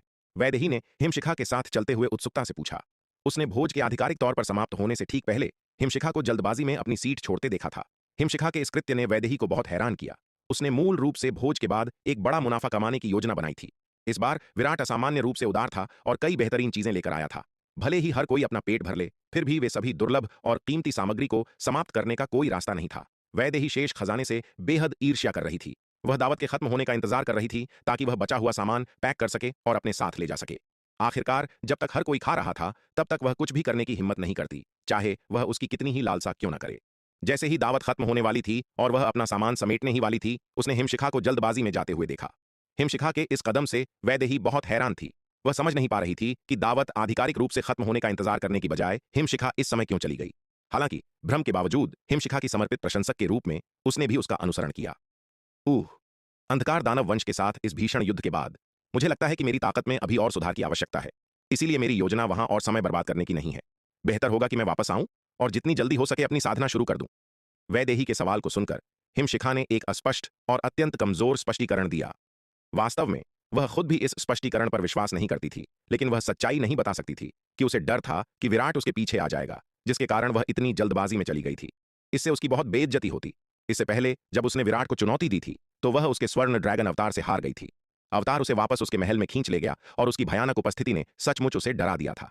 सौभाग्य से उस समय अंधकार दानव वंश शक्ति सिंधु महाद्वीप पर हमला करने ही वाला था, जिससे विराट को उससे निपटने के बजाय अंधकार दानव वंश पर ध्यान केंद्रित करने के लिए मजबूर होना पड़ा। इससे वह मौत के मुंह से बाल बाल बची। अन्यथा वह कामुक विराट उसके साथ कोई घिनौनी हरकत न कर दे। शायद उसकी पवित्रता पहले ही खतरे में पड़ जाती। इस डर के बाद से हिमशिखा वास्तव में विराट से डरने लगी थी। उसे डर था कि भोज के बाद अगर विराट उसे देख लेता तो वह अचानक फिर से वासना से भर सकता है, उसे पकड़कर अपने भवन में ले जाए और उसे प्रताड़ित करे, जो भयानक होगा। चिंतित होकर हिमशिखा भोज के आधिकारिक रूप से समाप्त होने का इंतजार किए बिना ही जल्दबाजी में भाग निकली। उसने तय किया कि इस बार लौटने के बाद वह लगन से साधना करेगी और जल्द से जल्द विराट को पार करने का प्रयास करेगी, ताकि वह उससे अपना बदला ले सके। हालांकि द्वितीय विपत्ति लोक में प्रवेश करने से पहले उसे विराट के सामने अकेले जाने से बचना चाहिए। कहीं ऐसा न हो कि उस कामुक बदमाश पर उसकी पाश्विक प्रकृति हावी हो जाए और वह कुछ ऐसा कर बैठे जिससे सभी क्रोधित हो जाएं, उसकी प्रतिष्ठा बर्बाद हो जाए, जिस पर उसे फिर पछतावा हो। हिमशिखा की बात सुनकर वैदेही शंकित हुए बिना नहीं रह सकी।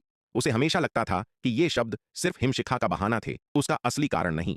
भले ही वह वास्तव में साधना करने के लिए लौटने की जल्दी में थी, फिर भी अगर उसके पास थोड़ा और समय होता तो कोई फर्क नहीं पड़ता। इसके अलावा इस बार अंधकार दानव वंश की सेना पूरी तरह से हार गई थी और शक्ति सिंधु महाद्वीप ने कहा जा सकता है कि बिना किसी नुकसान के एक बड़ी जीत हासिल की थी। अंधकार दानव वंश के साथ भीषण युद्ध को बहाने के रूप में इस्तेमाल करना बहुत दूर की बात थी। यद्यपि वैदेही को अक्सर विराट द्वारा मूर्ख लड़की कहा जाता था, वह बस थोड़ी लापरवाह और आवेगी थी, वास्तव में मूर्ख नहीं। हिमशिखा का भद्दा बहाना उसे कैसे बेवकूफ बना सकता है। हालांकि यद्यपि वैदेही को हिमशिखा की बातों पर विश्वास नहीं हुआ, लेकिन चूंकि हिमशिखा इसके बारे में